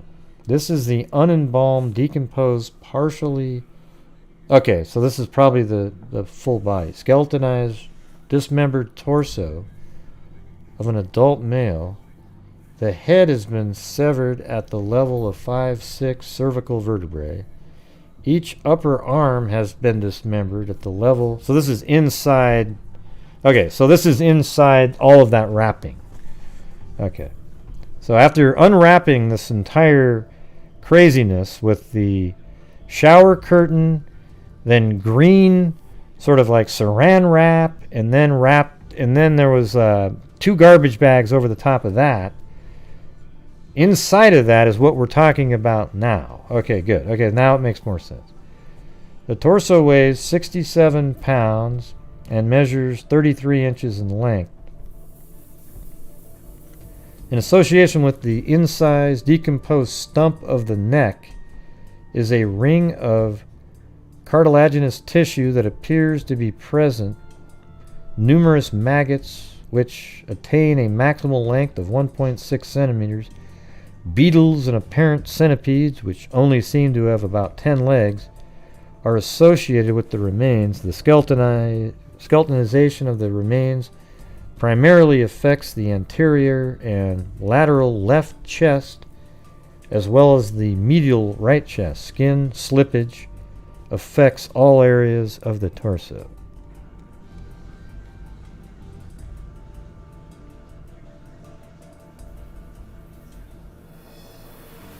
Okay. Let's see. The front of the torso, particularly the abdominal area, exhibits hemorrhagic, superficially incised, obliquely oriented, thin, linear incisions. The skin adjacent to the sectioned ends of the bone reflect decompositional changes, including drying. However, the moist skin and soft tissues of the right thigh show curvilinear, sharp edges. Additionally, the cut edges of the skin adjacent to the previously cut right humerus reflect smooth, incised edges.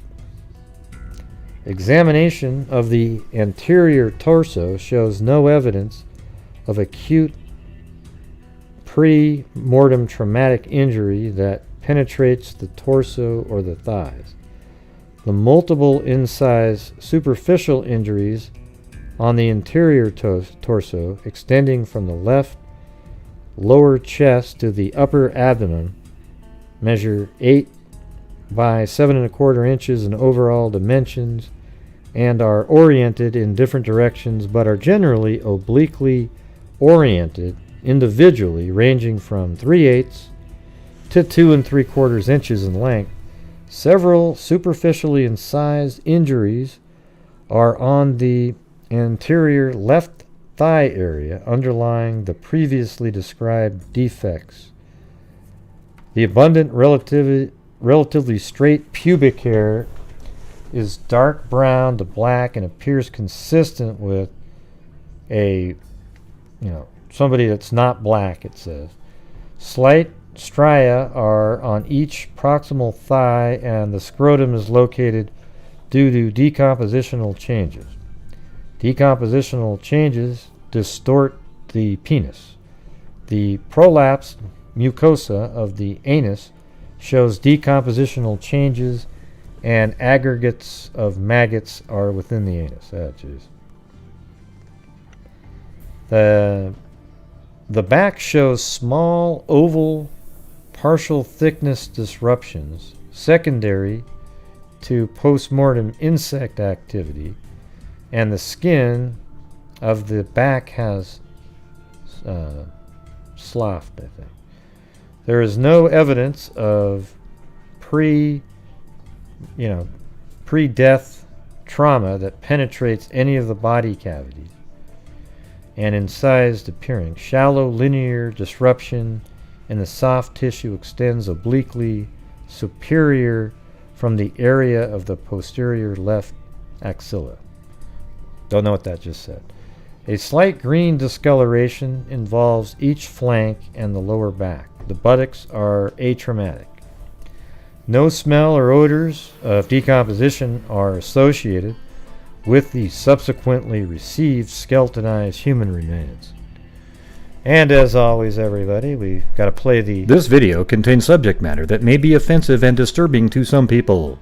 If you are the type to require a warning throughout a video or show, let this message serve as your warning. This channel discusses the harsh reality of true crime. If this warning is not sufficient for you, consider a different genre and unsubscribe from my channel immediately.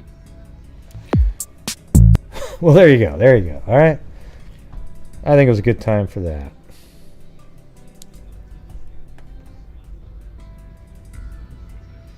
All right, so the skull within the left parieto-occipital area is a large 3.5 to 3-inch defect, radiating fractures extending from this defect.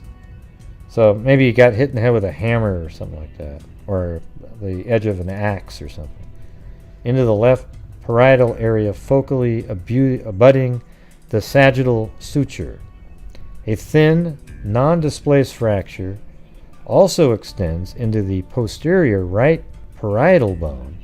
Thanks, Ozo! I don't think he was shot. They said he was blunt force trauma. A thin, non-displaced fracture also extends into the posterior right parietal bone, and a thin, non-displaced fracture extends into the right side of the occipital bone. radiating fractures involve the inferior. Hold on, let me... This audio just started playing over here.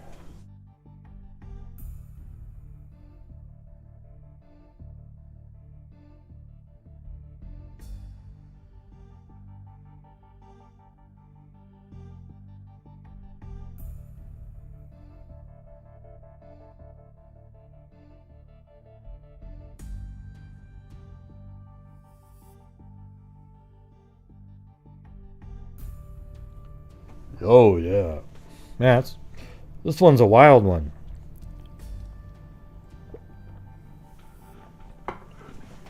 But I would have agreed with you, Amber, if it had said earlier that cause of death was a gunshot. Let's see. The skull exhibits male features with prominent mastoid process and the prominent brow. Anteriorly, the mandible has a square shape. The orbits have somewhat of an oval to slightly square shape, and the nasal bridge is somewhat narrow. The nasal aperture is long and somewhat thin, and there is a prominent nasal spine. Prognathism is observed. The skull has somewhat of an intermediate shape between the oblong and round, and the facial profile is also indeterminate between flat and elongated. The zygomatic arches are not displaced anteriorly. The skull exhibits Caucasian features with prognathism. The features of the skull are consistent with a biracial ethnicity with a strong Caucasian influence.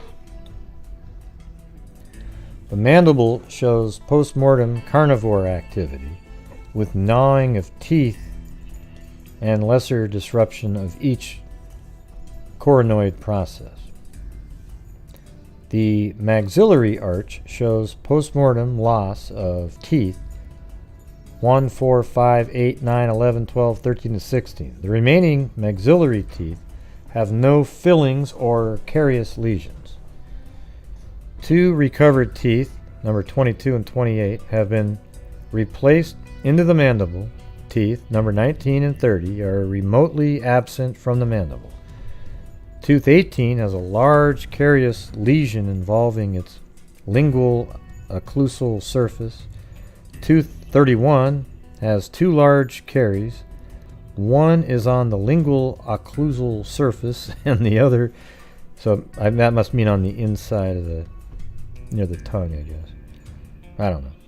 And the other is on the buccal occlusal surface. Teeth 27, actually buccal would seem like that would be the inside of the mouth, right? Because the buccal swabs, you know. But that's right inside here, so that's the outer teeth. No fillings involve the mandibular teeth. The second cervical vertebrae, this bone shows no indication of pre-mortem trauma and shows slight post-mortem animal activity. The distal segments of the left humerus, the bone has been incised, and the cortex of the lateral edge of the bone is slightly raised and broken as compared to the otherwise smooth ground cut surface of the bone. The proximal left ulna, the proximal end of the bone, reflects carnivore activity. This bone has been cut distally, and the cut surface of the bone is smooth except for a slightly raised broken lip of cortex on one side. Yeah, this is like almost, I mean, this is so detailed all the way through it.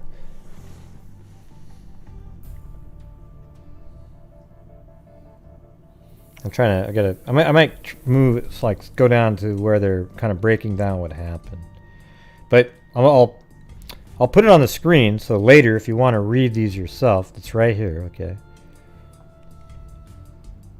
Alright, so I'll go slowly down this.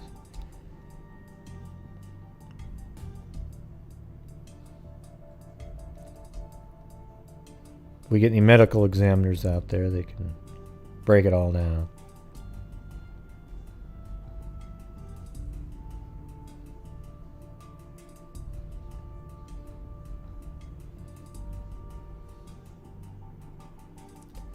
So chest and abdomen, the skin and soft tissues of the anterior chest and abdomen show no evidence of acute pre-mortem trauma. It sounds like he was killed and then just dismembered, wrapped up for transportation, maybe even stored for a day or so inside of that, and then dumped. I always wondered why they do that.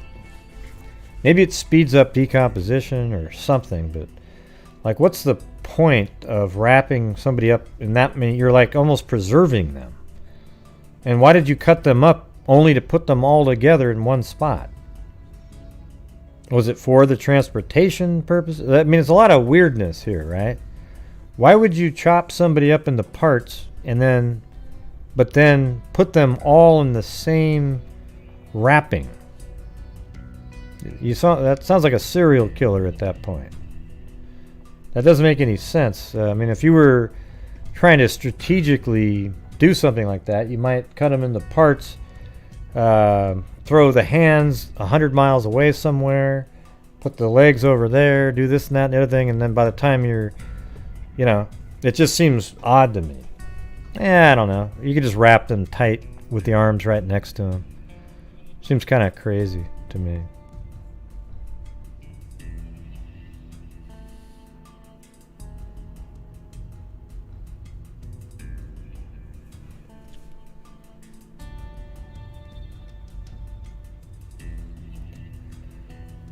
Semi-ulnar valve is identified. Neck structure, ring of apparent cartilage is associated with the soft tissue of the neck region. The thyroid cartilage, the hyoid bone, and the tongue are not recognized with the recovered tissues.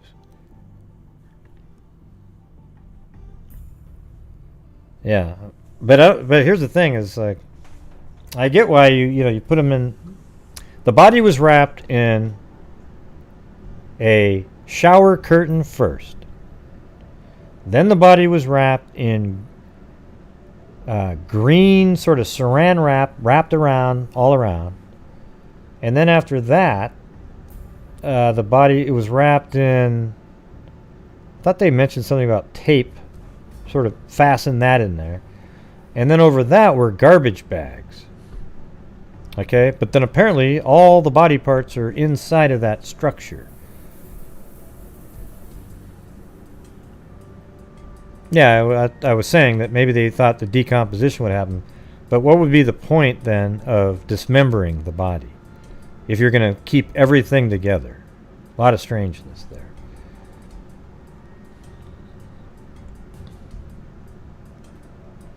Anyways, can we all get a hands up? I think this was the one that we probably want to try to fund first. I mean, this one's crazy. There's definitely a homicide here.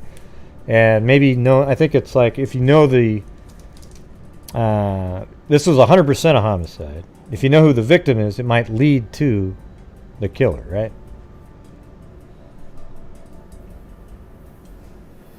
Yeah. So the summary is torso of an adult male, status post decapitation at level 5-6. So that would be just a little bit above where I had my surgery, I guess. So most of the neck's still sitting there, I guess. Status post dismemberment at level distal humeri. Let's see where that is.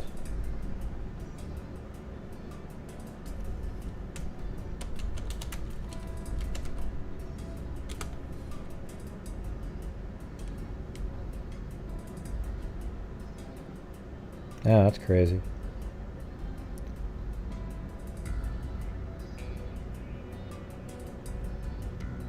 So that's in the arm, I think. Yeah. Right? That makes sense?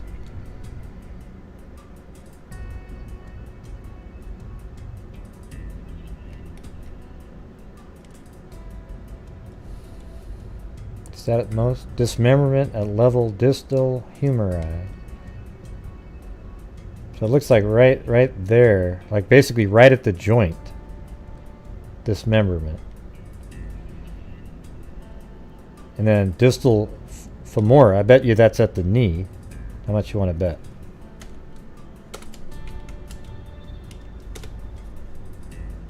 Yeah, right at the knee.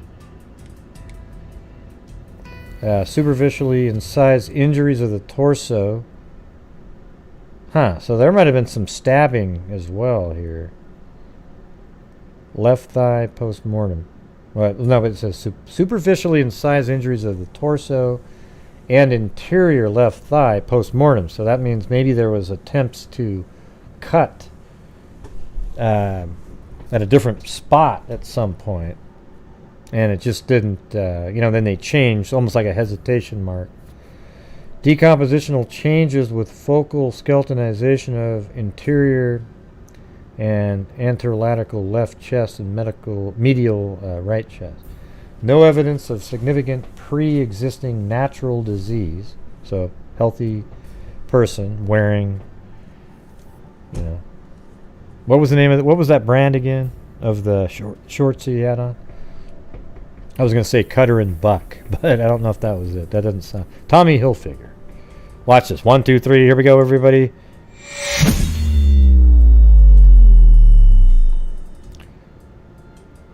Tommy Hilfiger, Tommy Hilfiger, Tommy Hilfiger, Tommy Hilfiger, Tommy Hilfiger. Fired up in 19, down 15, all the man, better dung beard on 15, I better dung beard on 15, 20, I better dung beard on 15, better dung beard on 20. Come on, where is it, everybody? You guys are always so quick. 30 and 30, 20, I better dung beard on... Man, you guys let me down. Okay, there we go. And for once, you didn't all start typing it in at the same time, man. Very disappointing. Very disappointing.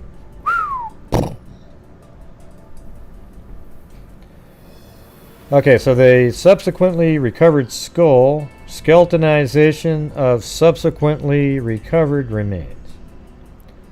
Blunt force head trauma, antemortem. So before death, there was blunt force head trauma. Evidence of dismemberment with tool marks on long bones. And it actually matched another dismemberment from years before. Carnivore activity carnivore activity involving skeletal remains. Okay, let's see. Muscles and spleen are frozen, are temporarily held in Gwinnett County. Express fluid from the spleen is placed on an FTA card. Swabs of the bloody fluid from the surface of the shower curtain. That was probably blood from the victim, I would imagine. Adjacent to the body are obtained and are submitted. Postmortem radiographs are obtained, are examined, and are retained, showing no radiopaque objects within the remains. I guess it's possible it's the victim's blood, but it seems like that'd be really dumb. Although it was pretty dumb to keep everything together. Maggots and beetles from the body are obtained and are temporarily held in formaldehyde. Plucked pubic hair is obtained and submitted to the state crime laboratory for DNA analysis. These unidentified remains are listed on the Unidentified Persons Database, NamUs. Case number 9157. Let's see. Documentary photographs are obtained. This is the skeletal remains. A dental diagram is prepared. This case is discussed with forensic anthropologist Laura C. Fulganetti. A facial reconstruction is performed by forensic artist Marla Lawson. The non-human remains are photographed and are discarded. Dr. Terry... See, how did the non-human remains make it into the lab if everything was wrapped up in this? Maybe they were just found near there. Mitochondrial DNA comparison of teeth from the skull of 12G0012 with a retained rib of OG90609 reflects a match. The analysis was performed. So they're making sure that the parts match each other. Recovered from the... That makes sense, right? What if there was some wacky killer that chopped up 6 bodies but put different body parts with each of them? The recovered bag of evidence is sealed with red evidence tape bearing investigator Eddie Reeves' The back of this bag exhibits staining from the evidence associated with the case. Inside this brown paper bag, the evidence is wrapped by a white paper sheet that is secured by red evidence tape. Inside this white paper sheet is an additional brown paper bag that is secured by red evidence tape bearing Investigator Reed's initials. Inside the bag is a blue and white semi-absorbent pad that has adherent dried maggots and the previously collected disarticulated segments of bone from the extremities, the cervical vertebrae, and a left rib. The distal right femur and the distal left humerus fracture match with the previously discarded segments of the corresponding bones. So all of the bones are from the same person, it sounds like. These are remains of an unidentified, this is the conclusion, or like the comment section, unidentified Caucasian/Hispanic male that were recovered at 2 different points in time. Oh, I didn't know that. See, that's the part that was, Oh, is that the other bag? Remember they said they found another body? Maybe that's what they were talking. Okay, let me see what page we're on here. I think that's starting to make more sense now. What page are we at? We're on 19. Okay. Actually, we're on... Yeah, 19. Okay. Let me go back up here.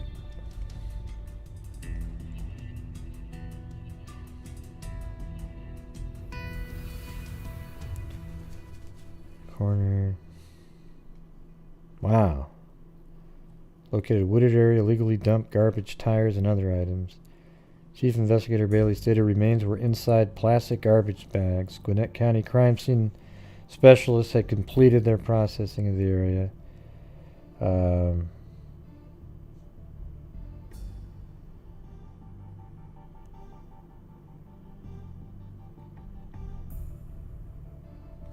Terry pronounced remains dead. Okay.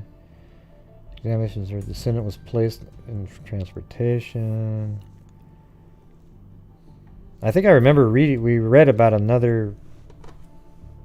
I wonder if that was just another part of the body.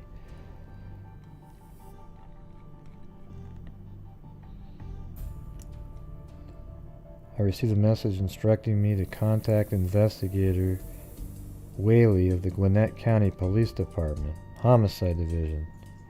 Skeleton remains in a wooded area. Oh, so this is okay, that's that other area. Hold on a second. So this is 2009 here, right? I mean, so now it just got a little bit more interesting right now. So that was 2009, and then in 2012 there was. This makes more sense. More skeletonized remains found at 2328 Brown Road. So they did separate some of the body parts. So now it makes a little bit more sense. All right.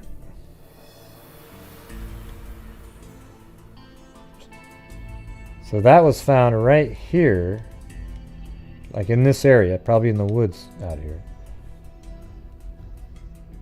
Stated hunters had exited a wooded area near the above address and found a human skull.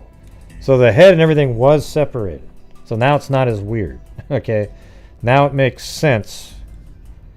It just didn't make sense before because I didn't put all the pieces together in the right order. That they actually in 2012 found a skull in this area. It could have been right there too. Actually, it wouldn't shock me one bit if it was there, but we'll just leave it right over here. Skeleton remains in a wooded area near 2328 Brown Road. Investigator Whaley stated hunters had exited a wooded area near the above address and found a human skull. A search of the immediate area around the skull yielded several other skeletal remains. He stated due to the time of day and the setting of the sun, the scene would be secured and a search would start at 7:30 a.m. the next morning. I stated since I was a short distance from the scene, I would be en route to take a look. I would also contact Gwinnett County. So let's see. So, when I arrived at the scene at 1800 hours, we were led into a large area that had been cordoned off by yellow tape. The area was on the north side of Brown Road. Okay, so that's Brown Road. So I have it on the north side. Brown Road, west of the intersection of Morgan Road. So there's the intersection. And that's west of it. So I almost have it exactly accidentally in the right spot right there. All right. So it could be like right there. All right. Crime scene specialist Jessica Rowland escorted us to the area where a few bones had been found. She stated due to the setting sun, a brief search was conducted in the immediate area and a few bones were located. She stated investigators and other searchers were planning on returning the next morning. Huh. That's wild. So, this is where the larger portion of the body was found, probably close to the time it was, the body, the person was killed. And then these other random body parts were found much later. 3 years later, but they were all associated with the body that was wrapped in the ceramic up here. Wow, I'm glad I went back and I don't even know if I remember reading that part. It's so weird. I might have. I just assumed it was related to the first. Several bones were found and they appeared to have been cut using a saw. The cuts were similar to cut bones found on a torso found in 2009. See, I thought they were referring back to, I kind of had it backwards. So 3 years later, they find all these other bones, and it looks like the cuts were made by the same instrument as the main body, wrapped in the plastic, was found in 2009. So there you go. And they had different case numbers for both of them. All right, so now let's go back down to page 19, I think it was. Okay, these are remains of an unidentified Caucasian Hispanic male that were recovered at two different points in time. Now that makes sense. 2009 and 2012. The initially recovered remains consisted only of a torso, see there you go, that exhibited dismemberment of the extremity. So it had, the torso they found was missing. So it's the torso down to its knees and the upper body to the elbows. So they discarded the lower arms and hands and the head. And those, it's interesting that they didn't discard just the hands. There must be tattoos or something on the lower arms, perhaps, of this person that they didn't want to be identified. Okay, because it's like, why not just cut their hand off? Instead, you did a much harder cut of, like, at the elbow. But at the same time, you also cut their, from the legs and knees down. So maybe it was just what this person does, right? Yeah, it might be. Yeah, might be. Meta. Don't really know. It could be a serial killer type person, too. There was no evidence of significant pre-existing natural disease. However, this examination was compromised by decompositional changes. The head and the upper and lower extremities were not recovered. Okay, so they never found the head and upper and lower extremities. See, now it's kind of confusing. I thought they said earlier that the head, I get the head not being, were not recovered. Oh, wait. Let me read the rest of the sentence, for God's sakes. Jesus. The head and the upper lower extremities were not recovered until approximately 3 years later. Oh, man. That's where it helps to read the whole freaking sentence instead of getting trapped right in the middle of it. Oh, boy. The condition of the torso and the circumstances under which it was discovered, concealed and dumped in the woods, were features that are strongly suspicious for homicidal violence. I think strongly suspicious is a little bit, that's even underworded, right?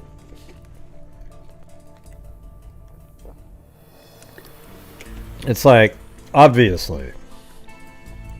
The recovery of the skull demonstrated a cause of death in the form of blunt force trauma.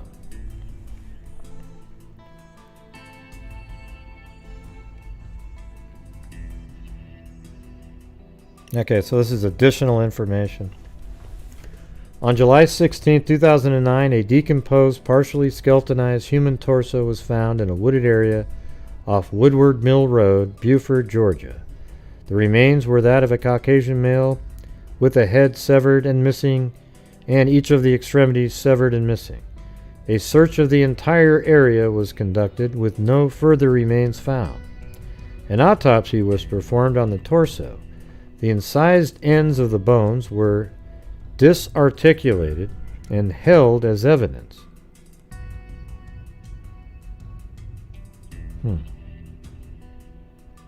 The ends. They just cut the part of the ends off so they have evidence of the type of cuts, as well as other items from the torso. On January 12, 2012, skeletal remains were found in a wooded area off Brown Road, Beaufort, Georgia.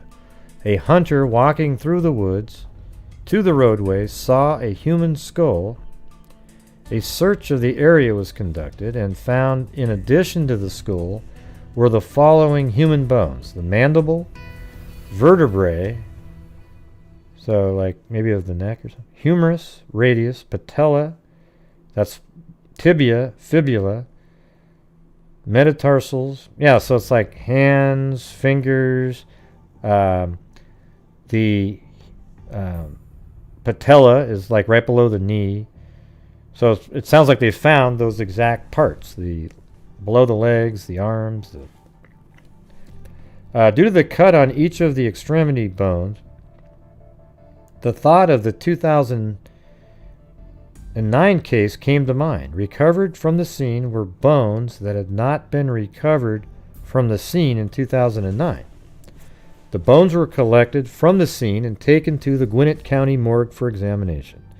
Chief Medical Examiner Dr. Carol Terry examined the recovered bones. The disarticulated bones from the 2009 case were retrieved, and bones from each case were compared.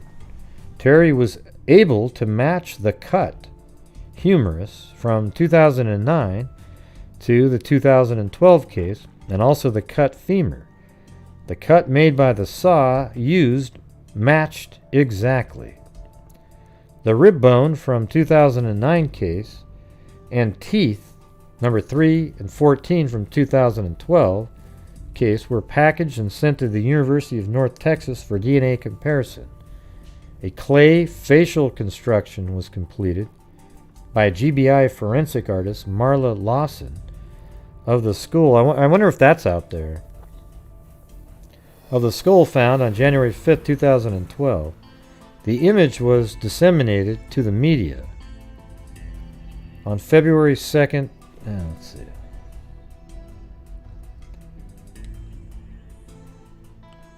So, GBI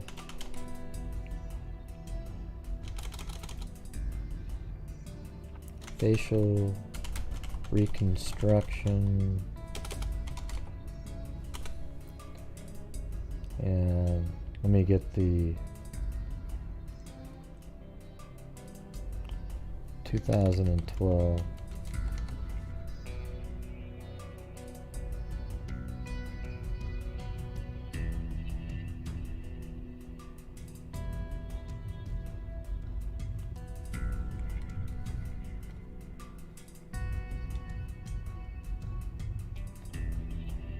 I'm just looking, hoping to find it right here. Hold on a second.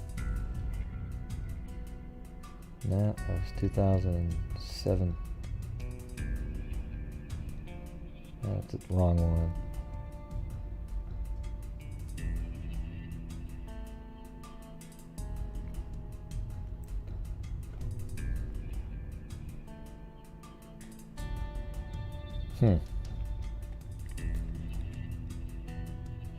Yeah, I'm just looking for it. I don't know.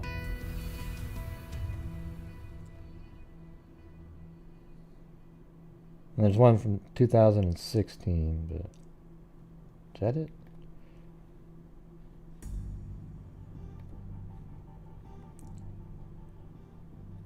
No. There's a whole bunch of GBI ones, but that's from a man's skull found in some woods 3 years ago, and this is, well, no, it's found in 2015, so that can't be it.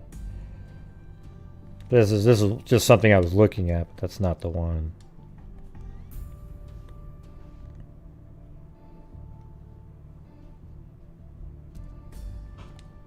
No, I wonder if this is it.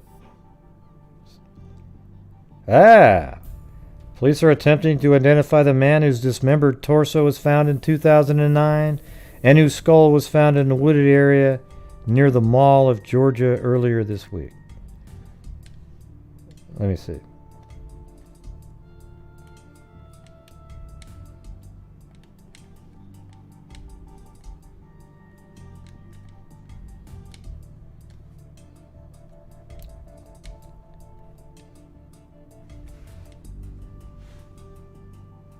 Wait, what's that one? Oh man, now I'm... Hold on, let me go back to the... It's this one I'm looking. Well, I don't see it being found near a mall, but that other one looked like it. Here, let me just see if that's it. Posted? Yeah, see, January 2012, they put this up. July, that's gotta be it. July 2009. So this is the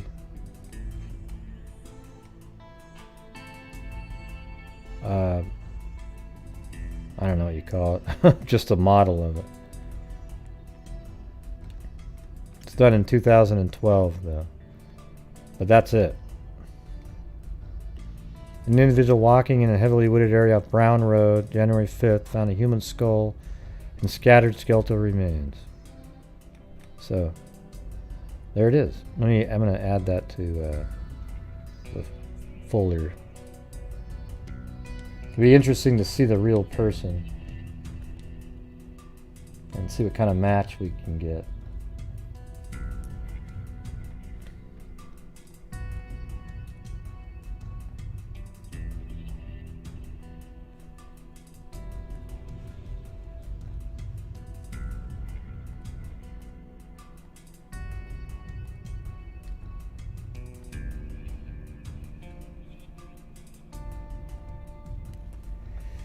All right, so there's that.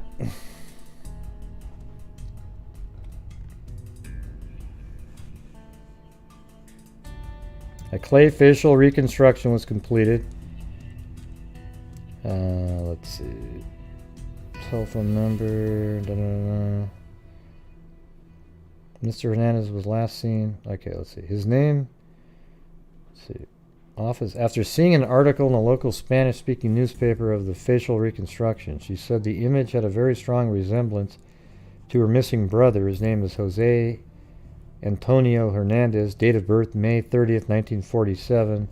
Mr. Hernandez was last seen in Gainesville, Georgia on July 22nd, 2007. That seems kind of old. At a friend's residence. He had called his niece and told her he was walking to her residence, but he was not seen again. Mrs. Hernandez Reyes said her brother would not go without contacting the family and fears foul play. I explained to her that the exemplars of the remains of the unidentified male that had been found in January 2012 were at the University of North Texas for DNA analysis, and I would need a swab of the inside of her mouth for analysis. She consented and provided a sample. Ms. Hernandez, sample is to compare to samples at UNT. The NamUs number is 9826. Well,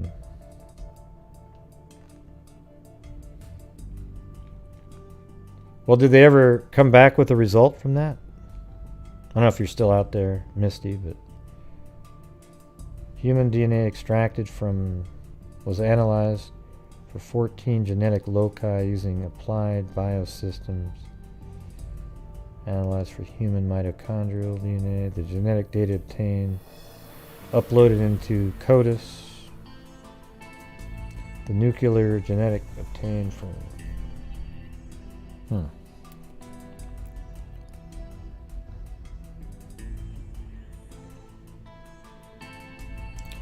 Well, that's wild. Well, I wonder if that, when was that note, though, about that lady that thinks it might be hers?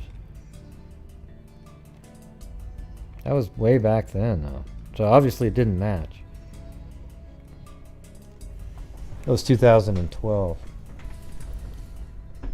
Yeah. Well, that was a crazy one there. I hope you guys found that interesting, all the different cases that we went over. It's kind of interesting that they're all kind of right in that area.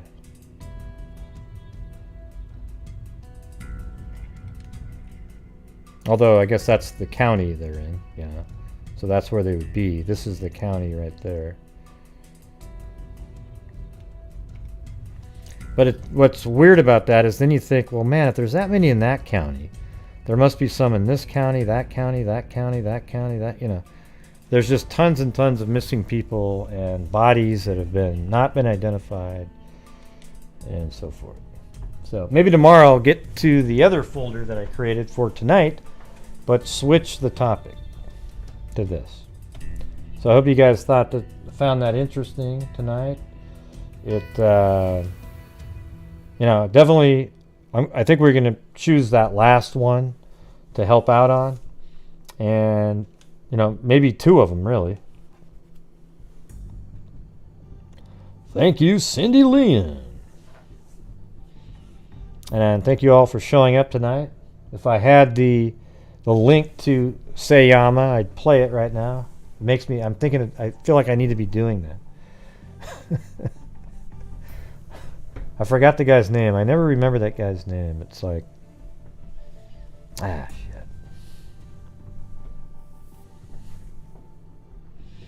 No, it'd be awesome. I think in this case, though, it might even lead to help to identify a killer. You know, because it would be somebody associated with him at the time, you would think. The Tommy Hilfiger thing makes it seem not like it's some kind of a gang thing, right? What did I ask for the no part? I don't even remember the question. Sorry.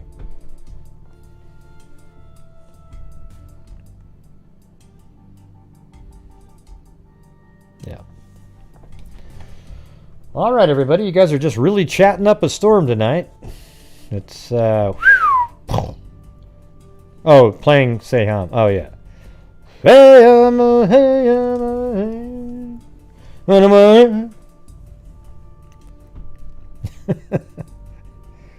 Yeah, I get what you're saying. God, you don't like the way I sing it? Jeez. Gosh, Gray, they're so mean. I know. They are mean sometimes. They don't want me to. I can't remember his name now. I think Jenny Penny's the one that remembers the name.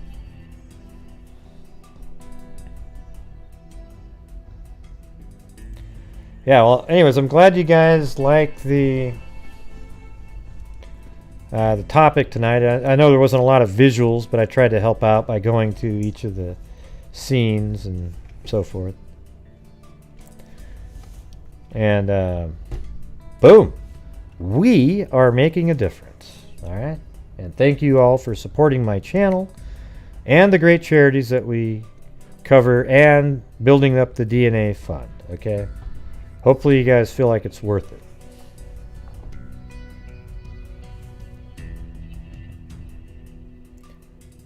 Yeah, it could be gang or I don't know, but the Tommy Hilfiger thing it'd be It's a little strange. It's kind of a high-end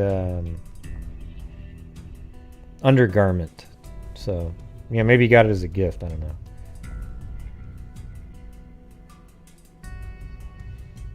Nah, I don't think so, Susanna. I think you're wrong. I already discussed it with all of them. Yeah.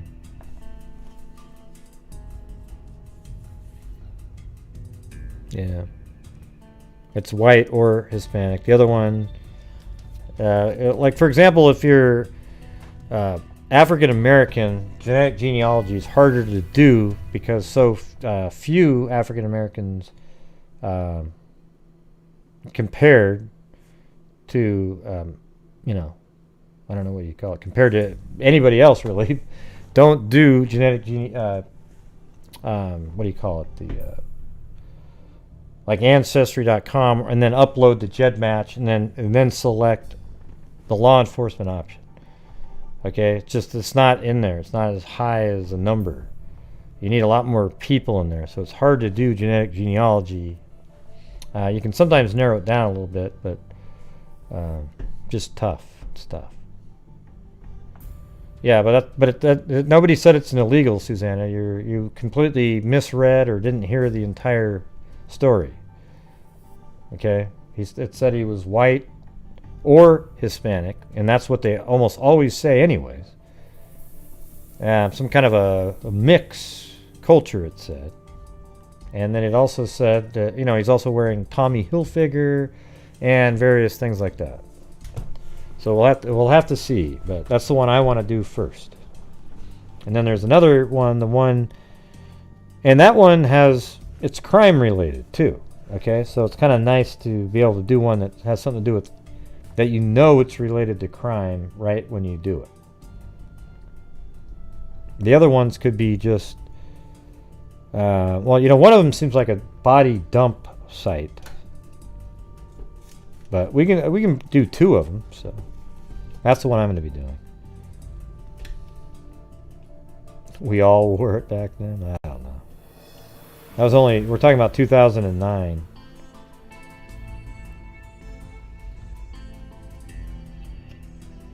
That's right, yeah. So, anyways, that's the one we'll be giving a go first. But guess what? I think we might even be able to have the medical examiner who's handling these come on the show and talk to us about it. Okay? Maybe in better, you know, more layman's terms, so it's really obvious. Thanks, Veronica. All right, everybody. So make sure you wash your hands still. You know, when you go indoors, I would say, like if you go to a grocery store or something like that, wear a mask. There's idiot YouTubers out there that tell you that, oh, you don't wear a mask on anybody, they don't help.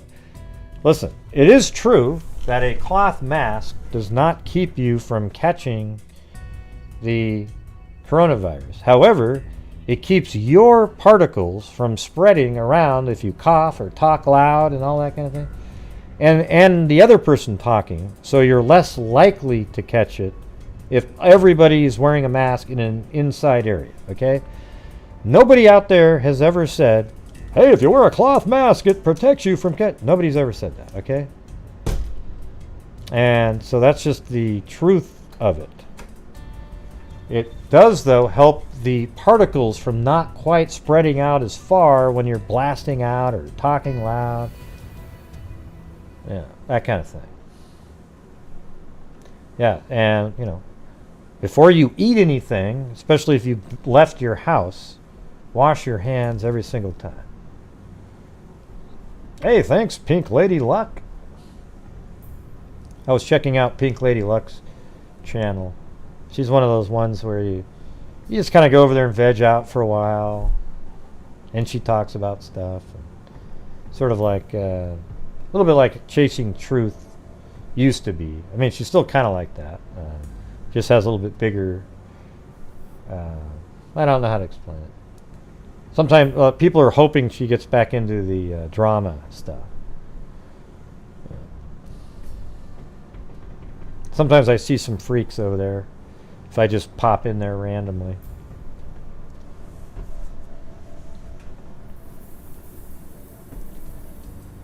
So, anyways, next time there's a pandemic, though, our government needs to send every single person N95 masks, which do protect you from catching it. And everybody needs to get 3 of them, and then they tell us how to clean them safely so they can be used over and over and over again.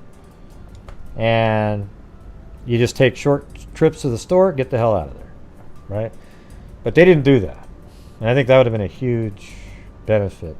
It would have really made a big difference at the beginning. And even when Biden took over, he should have mandated that. It would have just made such a big difference. It's weird how they just don't do it. You're going to spend trillions on total bullshit, but you can't spend 10 billion or something like that on giving everybody masks. I don't know, man. Seems pretty obvious. You know, $30 a person. You know, $10 a mask, let's say. I'm sure they could get a better deal, but not in the government work, boy.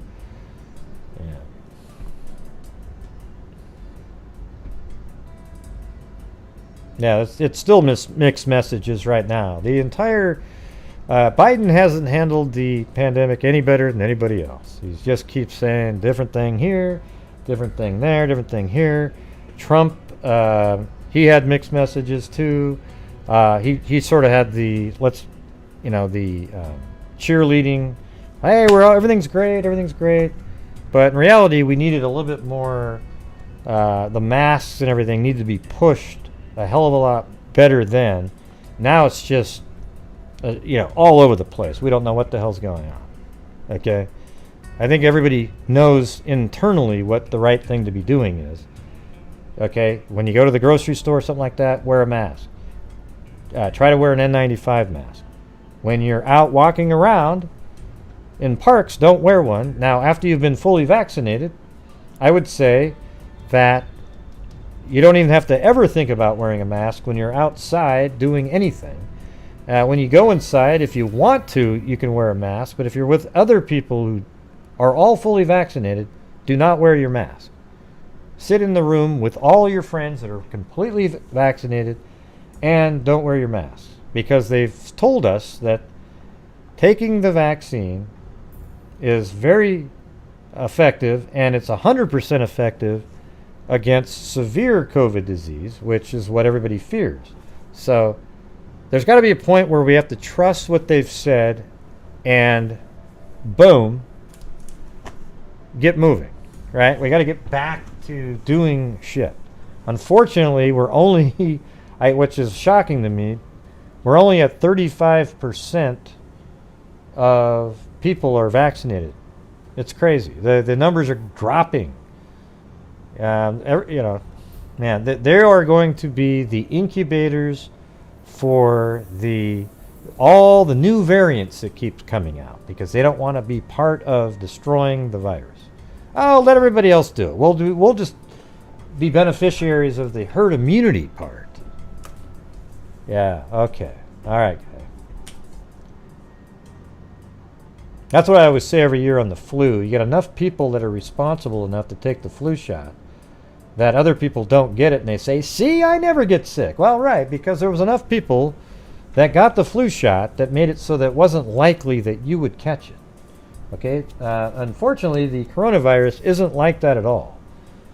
Okay? It's not like that at all. It easily caught. The percentage of people dying from it's probably a lot smaller than we ever, maybe half the percentage-wise that we're getting, because there's a lot of people that got it that were never counted, and they didn't even know they had it, and they completely recovered from it, and they were never counted in the equation, right? So, 50 divided by, like if you had 50 out of 1,000, that's a number. But if you had 50 out of 3,000, that's a lot smaller number. And it's probably something kind of like that, where there's this huge number of people that were asymptomatic, that they didn't feel a damn thing, and they aren't counted at all. They are only using in the equations people that were verified COVID positive people and then the deaths of COVID too, or most of those are COVID. We don't really know. Some of them are, they have some other condition that was then exacerbated by it. Yeah. Well, the flu shot, I get it every single year too. But amazingly, maybe next year I'll just wash my hands, wear a mask, and maintain my social distancing. Man, because look how great the flu is almost gone, man. It just went out of here.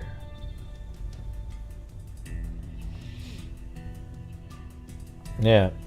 Well, they do, most of the time they do 2 different tests now. They do the rapid test. They test in 15 minutes, but just to be sure, then they send it off to the lab.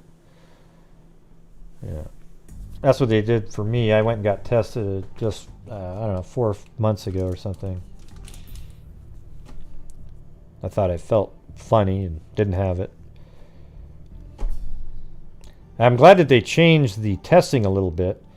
The original testing, before I got my surgery last August, that testing was basically brain probing, where they stick one up this nose for 30 seconds, grind it into your brain, your occipital lobe, and then they push it into this one, basically into your occipital brain, grinding it around for 30 seconds. And then they send that sucker in. But then later they changed it to just one side for 15 seconds. So thank you, doctors, for speeding that sucker up.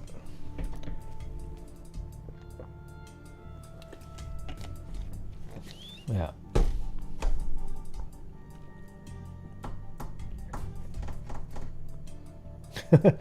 Oh, it's just hideous. Ah, God, just thinking about it makes me, like chalk on hands on a chalkboard. Ah, la, la, la. It's the same thing right now when I'm thinking about the nasal swabs.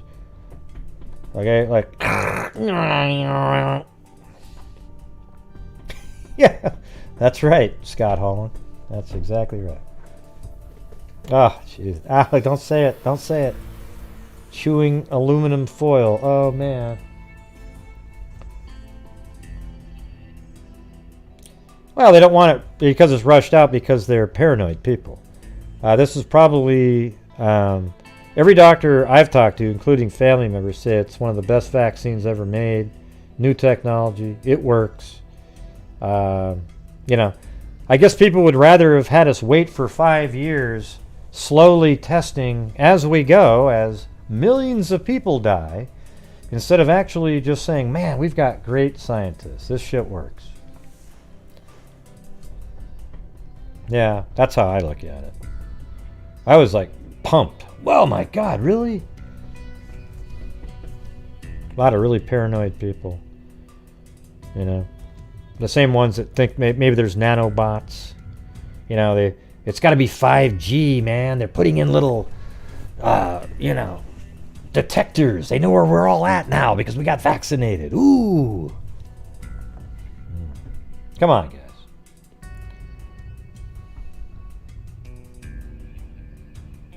Yeah, it's not all about cleanliness. Yeah. That's why we're not getting the flu. It's you get the coronavirus by walking and being in a room where somebody else has it, and that's really the main conductor of the coronavirus, is being indoors around people who have it, talking loud, yelling, and it just stays in this confined area, gets into your eyes and your nose, your mouth, however you breathe it in, and boom, you've got it. That's it. And so there's no doubt about it.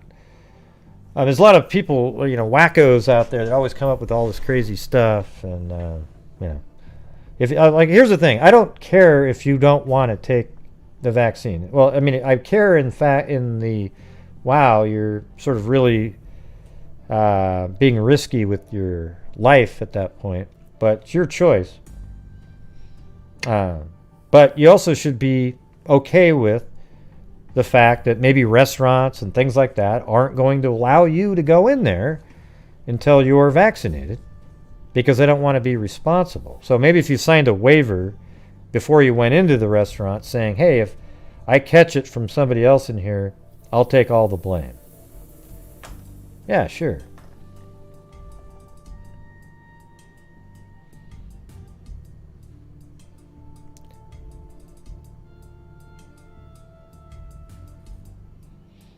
Yeah, I mean, if you have to have an N95 mask, though, Veronica.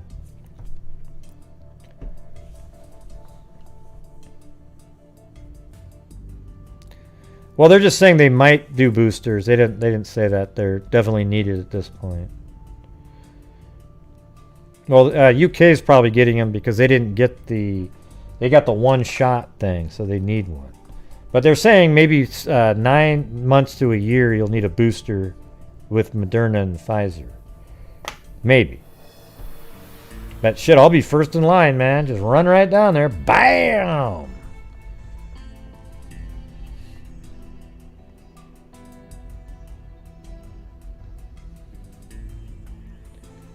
And they'll, you know what they might do though is they'll probably add, put the same one in, then maybe a variant strains, those kinds of things. I think it's pretty incredible what they're doing. It's a lot safer, I think, than the other vaccines where they actually put a version of the actual virus in you.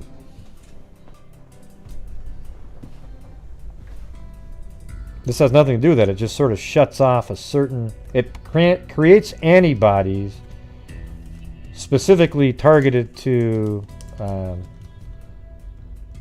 kind of like a spike protein or something on the virus itself or something like that that keeps it from replicating. I believe. I mean, don't quote me 100% on that, but it's something really specific. It's like all of the viruses have so far, coronavirus, even the variants have the same, like a certain spike or something on its molecule that the vaccine actually interacts with.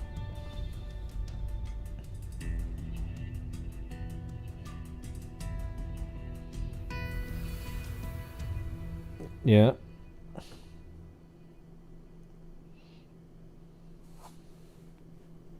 Well, don't you build antibodies and that helps build the immunity? Because the antibodies are what fight for 2 doses. Yeah. Yeah, well, I think the same thing with Pfizer. It was my opinion. Not that I'm not a doctor, so really my opinion on that means nothing, really. But I think that the first shot of Pfizer and Moderna should have been given to every single person who wanted a shot immediately. Then the second one would have been considered a booster for all of them to get them to 95%. But 80% on the first shot was freaking fantastic. It's way better than the flu shot, which is about 60%. So I don't know why they didn't do that. It's like, oh, no, we need everybody fully vaccinated. Well, what do you mean? I mean, 80 is great, right? It sounds like the first shot of Pfizer and Moderna are equivalent to the one shot of Johnson & Johnson. Although I think Johnson & Johnson's a different technology. Oh, you got AstraZeneca, huh? Huh.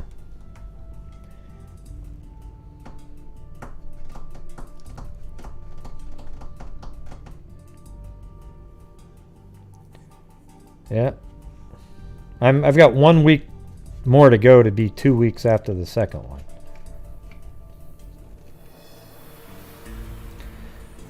Yeah, but the people not getting the second one, to me, it's, it's like, oh, shit, you shouldn't have got the second one. You should have got it, but at the same time, 80% is freaking awesome.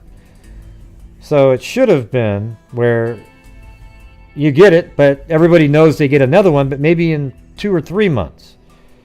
But just get everybody the first one, boom, boom, boom, boom, boom, boom, boom. Then start setting up their second shot maybe in, it could be 60 days, 30 days, and then that'll probably boost them up again.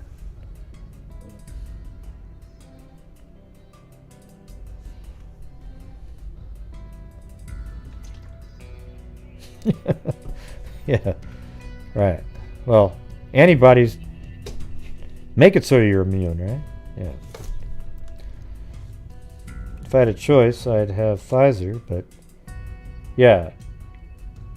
Well, you should see if you can have a choice, because you can, in the United States here anyways, you can pick all 3 different vaccines within usually like a 5 or 10 mile radius.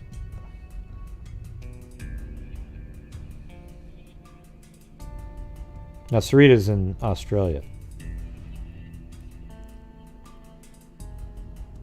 Yep, I've got Pfizer. Pfizer has way less side effects, too.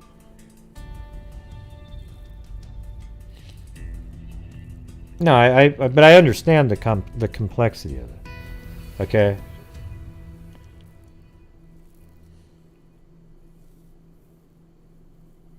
Yeah, it's not that complicated. You can't, you have to take a vaccine that builds up your immunity to it, because you have antibodies that fight the virus when you get it. Okay, that's how it works. That's what the entire the reason you're getting it, and that's why people feel sick, is because your body is building up antibodies, and it actually thinks you're sick when it's really just building up antibodies to a particular, I think it was that spike protein thing that I was talking about. Maybe there's something else. I don't know. I don't know how you would get immunity though without having antibodies. That'd be kind of strange. Yeah, Moderna was. I haven't talked to anybody where the Moderna second shot didn't give them some kind of side effects where they felt sort of flu-like or chills or fever, that kind of thing. I don't know anybody.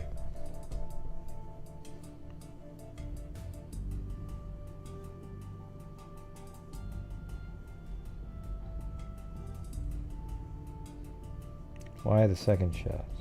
You don't want to get it in one shot. Yeah, the second shot's cool because you get it's like a booster. Your first shot kind of primes you up. You get antibodies and that kind of thing. The second one comes in there and then boom. Like I got the first shot, I felt totally normal except the sore arm. The second one, Pfizer, I felt pretty normal, sore arm, but I felt a little fuzzy, kind of this warm feeling in my body. Just didn't quite feel right. So then you knew it was kind of kicking in at that point more. Yeah. Pfizer really does seem to not have as much side effects. So if you can pick that one, I would. Although my brother was telling me that Moderna seems to have a little wider coverage. Hey, thanks, Alyssa Talbot. Even though it's the same technology, it seems to have a little bit slightly wider coverage. My husband had his second shot of Moderna on Sunday, was ill yesterday here. Yeah, Moderna is just kind of, but let me tell you this. I guarantee it, Pink Lady Lucka will agree. I think she's a nurse.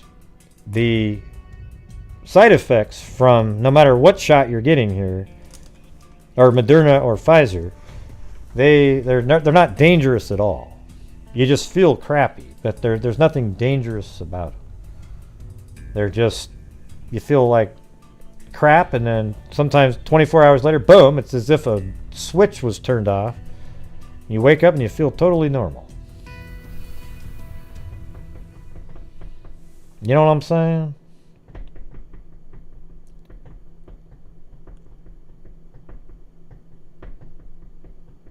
Yeah, I know, Alyssa. Yeah.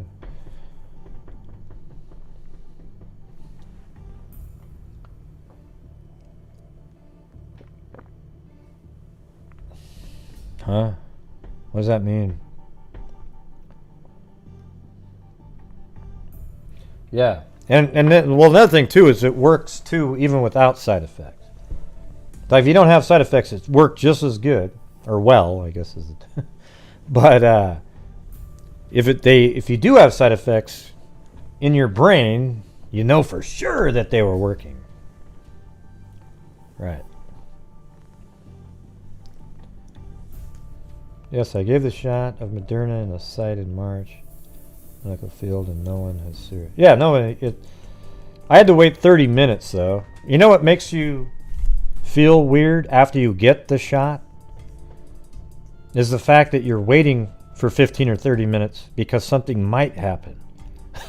Then you start looking around, getting panic attack. Oh my God. Oh, hold up. I find myself doing that, and I just went like this. BAM! Just slap myself right in the face. Just fucking BAM! Eat an apple, drink something, listen to the radio. Oh, that's right. I'm supposed to not feel good. Oh, God. Oh. I had to wait 30 minutes because I was allergic to penicillin at one point. Maybe. I just had a little rash. Nobody really knows if that was from that or what. Okay, so when you have to wait your 15 minutes and you start feeling like, oh God, just realize it's probably in your head. Now, if things start swelling up or something, they've got these people right there with like epinephrine, whatever the hell it is. They're just ready to go. Boom, completely works. You're totally safe, and that's it. Well, you know, people have had reactions to the shot. Mainly the people that are like allergic to bee stings or food allergies. People that are kind of predispositioned to have reactions. You know what I'm saying?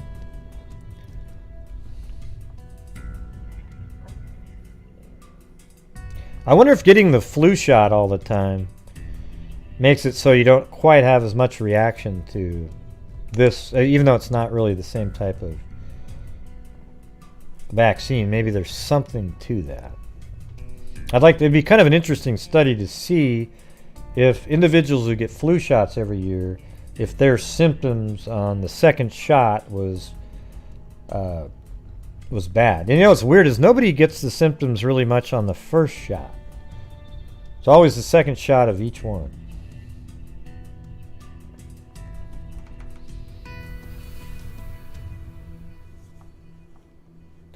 And then, you know, it'd be great if there was a correlation.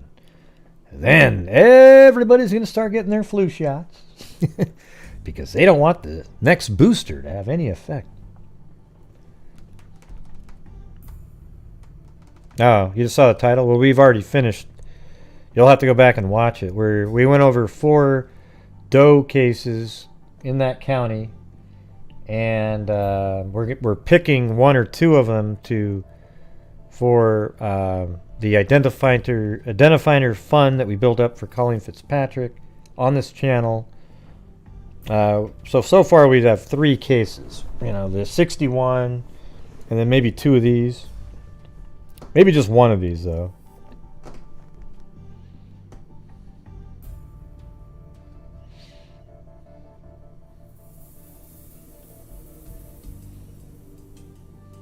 Yeah, I get one every year too, darling. Yeah. Yeah, the last one's crazy, Julie. It's, man, dismembered body found in 2 different locations over a 3-year period. First part was torso, basically up to the neck, elbows, knees, wrapped in a shower curtain, then sort of a green saran wrap, and then inside, and then taped, then inside of a, and then 2 plastic bags of 2 different varieties, and then just sort of dumped on a road. And then the head, arms, and lower part of the body were all found a few miles away in a different location.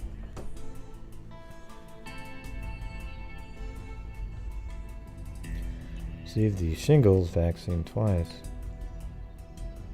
Yeah, do you recommend getting the shingles vaccine? I mean, is shingles something that you can recover from, or is it just like you don't want to deal with that?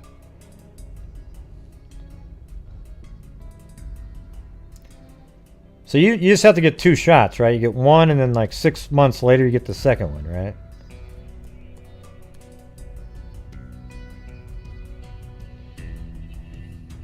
I don't want to get tetanus shot. Seems like it hurts like hell. I'm not getting one of those.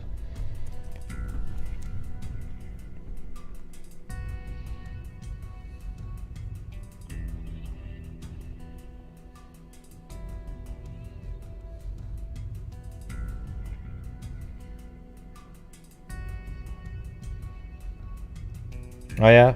Well, I think I should probably wait a while. I don't want to like get it too close to getting my you only get it if you've had chicken pox as a kid, right? And I did have that. Well, just go. Don't worry about it, Julie. Just go watch it later. It's all in the description and everything. I think it was 2009, 2012.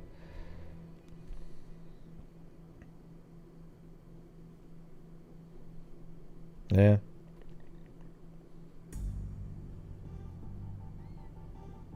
Oh, really? Jeez. You had it? How long does it last, Sarita?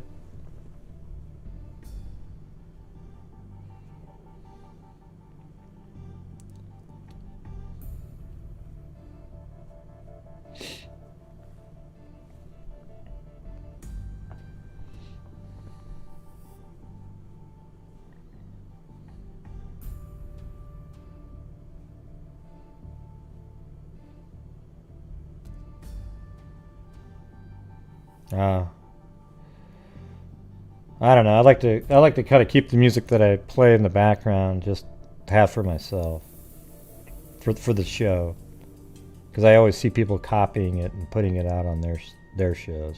Not really interested. Yeah. So what is it? What does it do? Is that from people who have chicken pox when they're younger?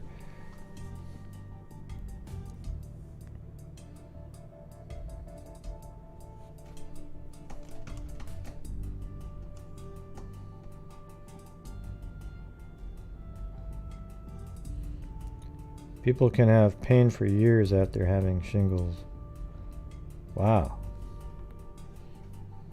Well, shit, I guess I'm going to have to go get that one. But if you get the vaccine, can you still get the full crap version of shingles, or would it be just sort of a light version of it where your body can fight it pretty good?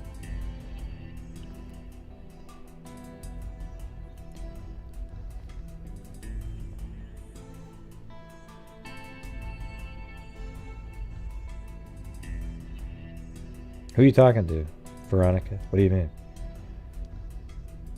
No, it doesn't. You're not likely to get anything. Okay, so you're okay.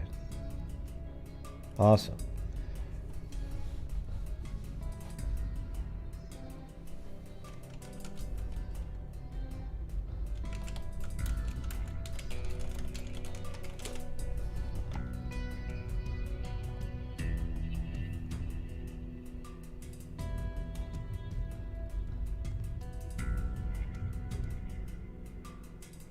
Yeah. So 1 out of 3 people in the U.S. get shingles.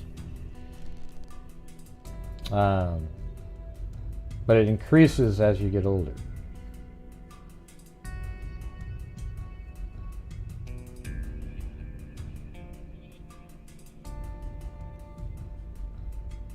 Wow, I'm already over 50. I better get going. It says over the age of 50.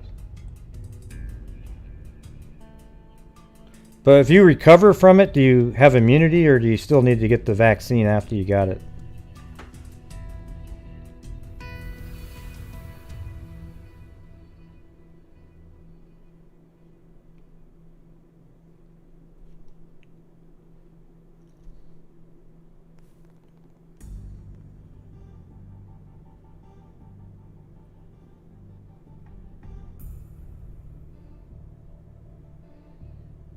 Oh, you just got yours?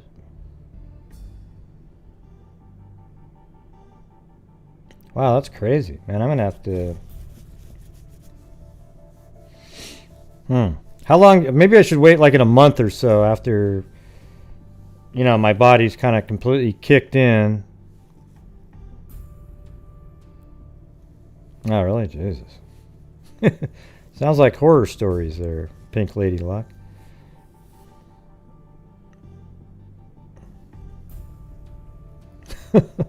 Okay. Well, I don't know. People have actually taken my music and put it on their shows.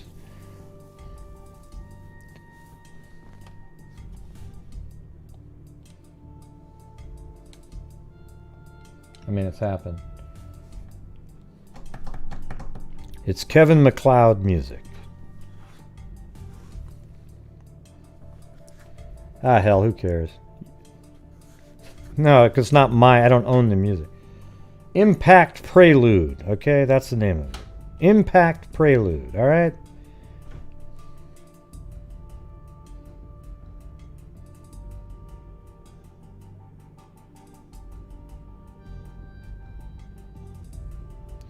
Okay, Susanna. Yeah. Susanna. Yeah, everything. Alright, so we're going to do the... I guess that'll be my next vaccine. It's going to be for shingles. Damn. Who the hell wants to go do that?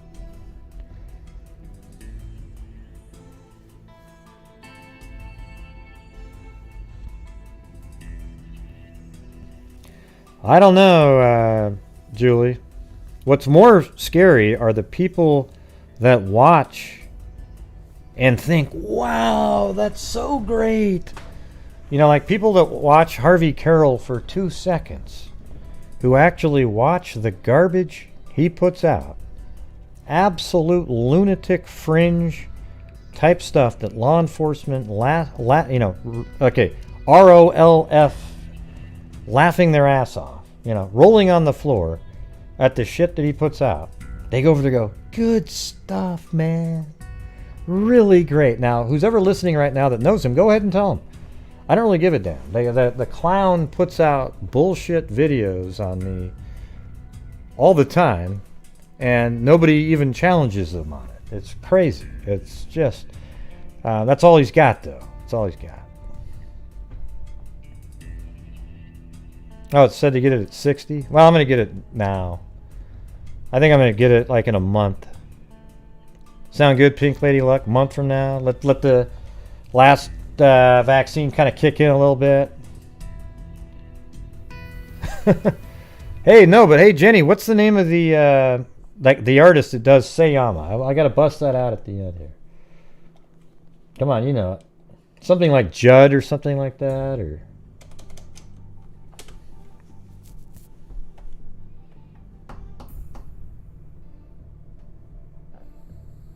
Well, we got people that say 70 and 50 above. Okay, so which one is it? All right.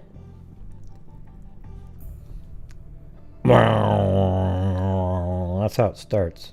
Oh, yeah, so Xavier. There you go. Yeah, Xavier Rudd. Not Judd. Oh, yeah.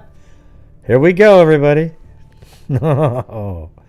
You! Bam! No, it's not Nako.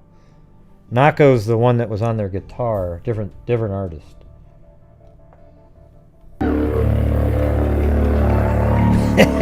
Yeah! Woo! Right there, everybody. Oh, yeah. Fast forward. You know, some people just won't understand these things. They find message, but they won't understand. All right, move it forward a little bit. There he is. I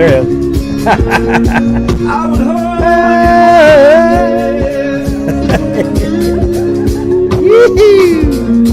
see you were your country. What's Shrintex? Deadliest life. Wait, here we go.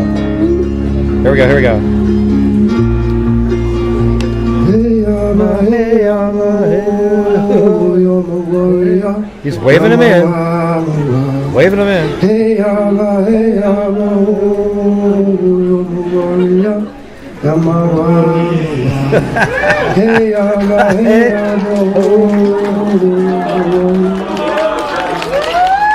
Poor Devante. Poor Devante. The only missing child.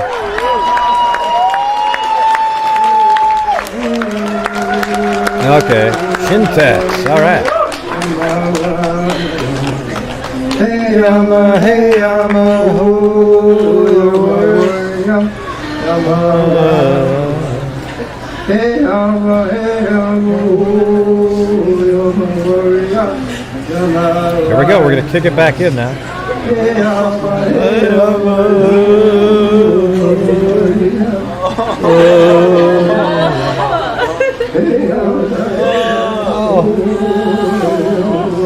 Oh, God. Oh, it's so wonderful. Oh, absolutely incredible, everybody. Oh, my God. It's the greatest thing in the history of the world. Thank you so much. Oh, God.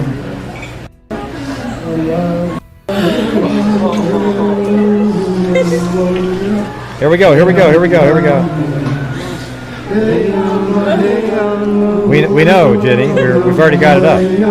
We're listening to it. Jesus, what do you got on rewind mode?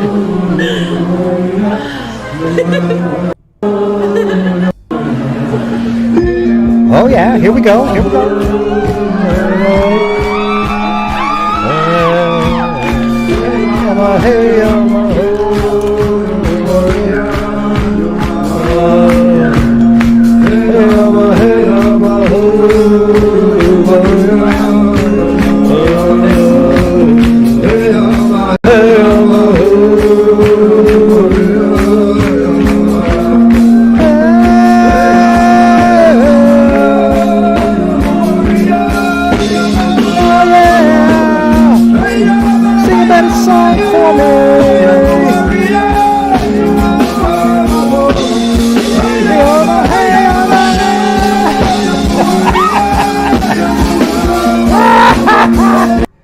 Oh, come on. That is awesome. Woo! Man. You don't get much better than that, I'll tell you that. Best song in the history of mankind. Absolutely. Yeah, it was full of a bunch of bullshit people in the crowd and fake people, but yeah, no, it was unbelievable. It was uncredible.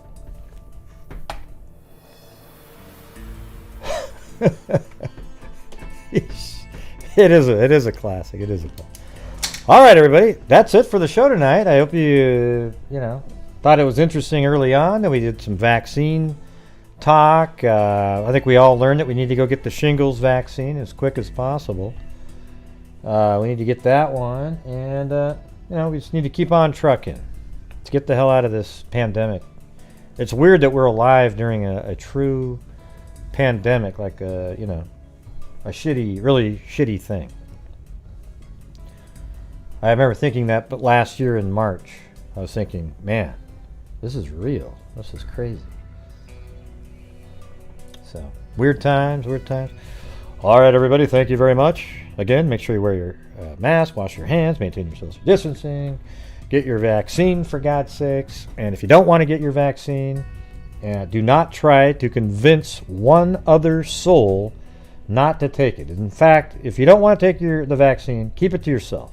Do not say it to anybody else. Do not try to allude to anything, because we all need to get it. Okay, that's the reality of it. If you don't want to, I'm sorry. Just don't try to sell that to somebody else. And not only that, because if something happened to that person, like they caught it and died, you would feel horrible for the rest of your life. And that's true. All right, everybody, thank you very much. And as I always say, everybody, until next time, be safe out there. Oh, wait, and I'll be coming back in a second to thank everybody. And during this whole time, I have not seen one person that is a... Hey, boy, you forgot to thank everybody. I'm a You forgot to certified thank human lie everybody. detector. Gonna get ya on a stretch betcha. If you try and play me like an old projector, crime sector is my nectar. Professor Gray is gonna give another lecture. Crime collector, freak connector, and I'm always gonna be a pup protector. Fool deflector, interceptor. And I mean a little spectre with a vector on his pectoral for his pecture. Just remember, I have a tip to fucking check ya. I have no agenda, I'm never tender. And I'll serve it to you straight without the blender. And in the end, I'm gonna send ya on a mission to reveal the true offender. Yeah, so I'll just get right back to work. All right, everybody? Talk to you.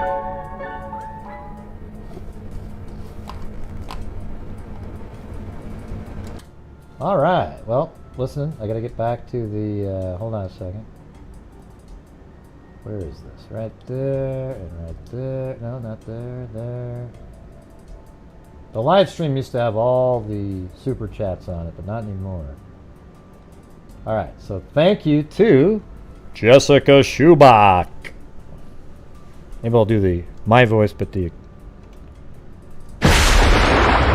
Jessica Schubach, Rita Schaefer, Angela Vincent, Rita Schaefer, Rita Schaefer, Cairo, Jessica Schubach, Ali K.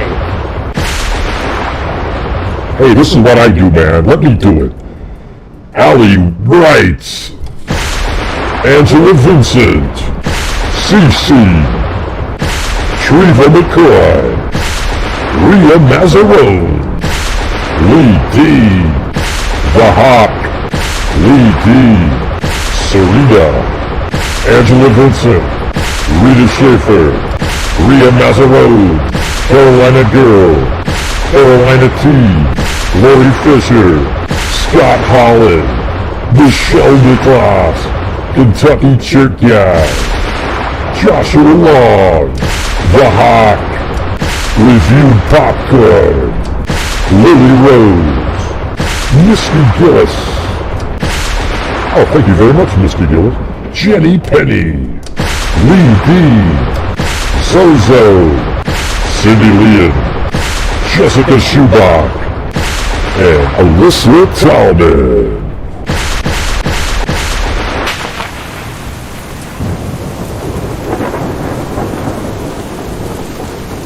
Hey, John Boy, that was way better than Gray. He sucks at that.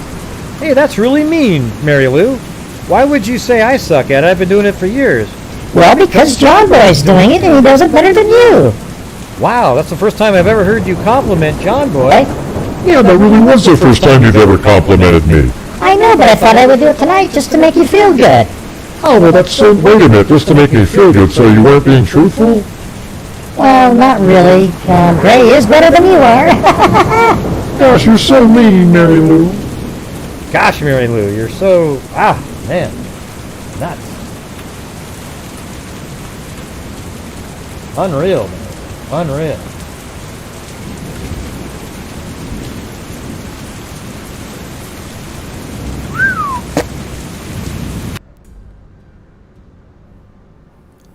See you later, Metal Madness.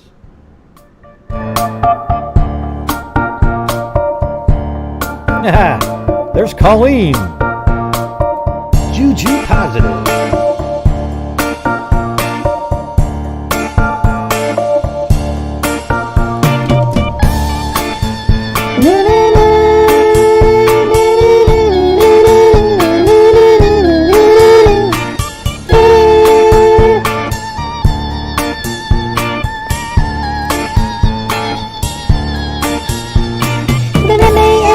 T-E-R-G with a double E. I said a go by the unforgettable name of the man they call the Master D. Well, my name is known all over the world by all the foxy ladies and the pretty girls. I'm going down in history of the baddest brother there ever could be. Now I'm feeling the highs and I'm feeling the lows. Please stop getting into my toes. Just stop popping your fingers and stamping your feet and moving your body while you're sitting there and you say, damn, stop doing a freak. I said, damn, about it out of your seat. Then you throw your hands high in the air You rockin' to the beat, singing Debbie air. We're rockin' to the beat without a care. We're the suicide MCs for the affair. Now I'm not as tall as the rest of the gang, but I can rap to the beat just the same. I got a little face and a pair of brown eyes. The credit to the ladies is hit my thigh. Singing on and on and on and on. Beat don't stop until the break of dawn. I'm sitting on and on and on like a hot diddy pop, diddy pop, pop. Don't dare stop, I come alive, yo. Or give me what you got, cause I'm guaranteed to make you rock. I said 1, 2, 3, 4. Tell me one, Mike, what are you waiting for? Hey, that's pretty good, Mary Lou. Hey, thanks, John boy.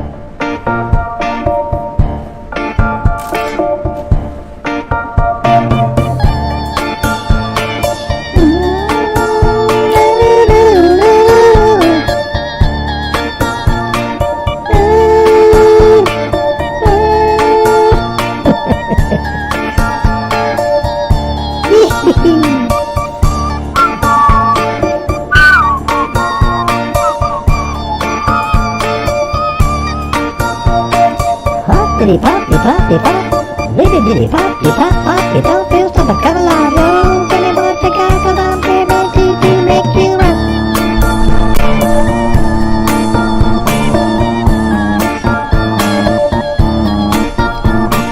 Guess by now you can take a hint. I guess that I am the baby of the bunch, but that's okay. I still keep in stride, cause I'm here to do what's just a really very hard thing. On and on and on and on. Beat don't stop until the break of dawn. I said on and on. Hop, diddy pop, diddy pop. Don't go stop, I come alive, yo.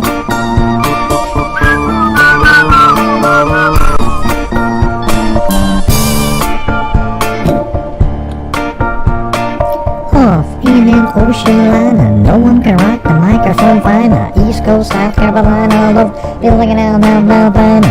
Up to China, cause I gotta show that. I need my passport because I gotta go there. Hello? Hello?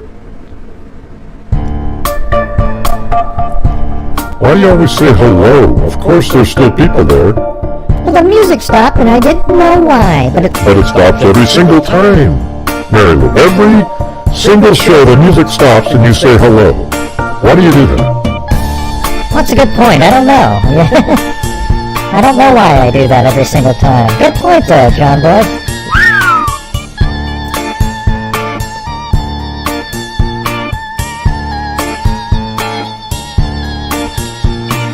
Here's a little story that I got to tell about 3 bad brothers you know so well. Started way back in history with that rock MCA and me, Mike D. But I had a little horse, his name was Paul Revere. Me and my horse, had a quart of beer. Run across the land, kicking up sand, serve posses on my pill cause I'm in demand. One lonely beastie I be, all by myself without nobody. The sun was beating down on my baseball hat. The air was getting hot. The beer was getting flat. Looking for a girl, I ran into a guy. His name was MCA. I said howdy, he said hi. Hey, how come I didn't get a say, I said howdy, he said hi? Because I didn't feel like letting you say that. Oh, wow.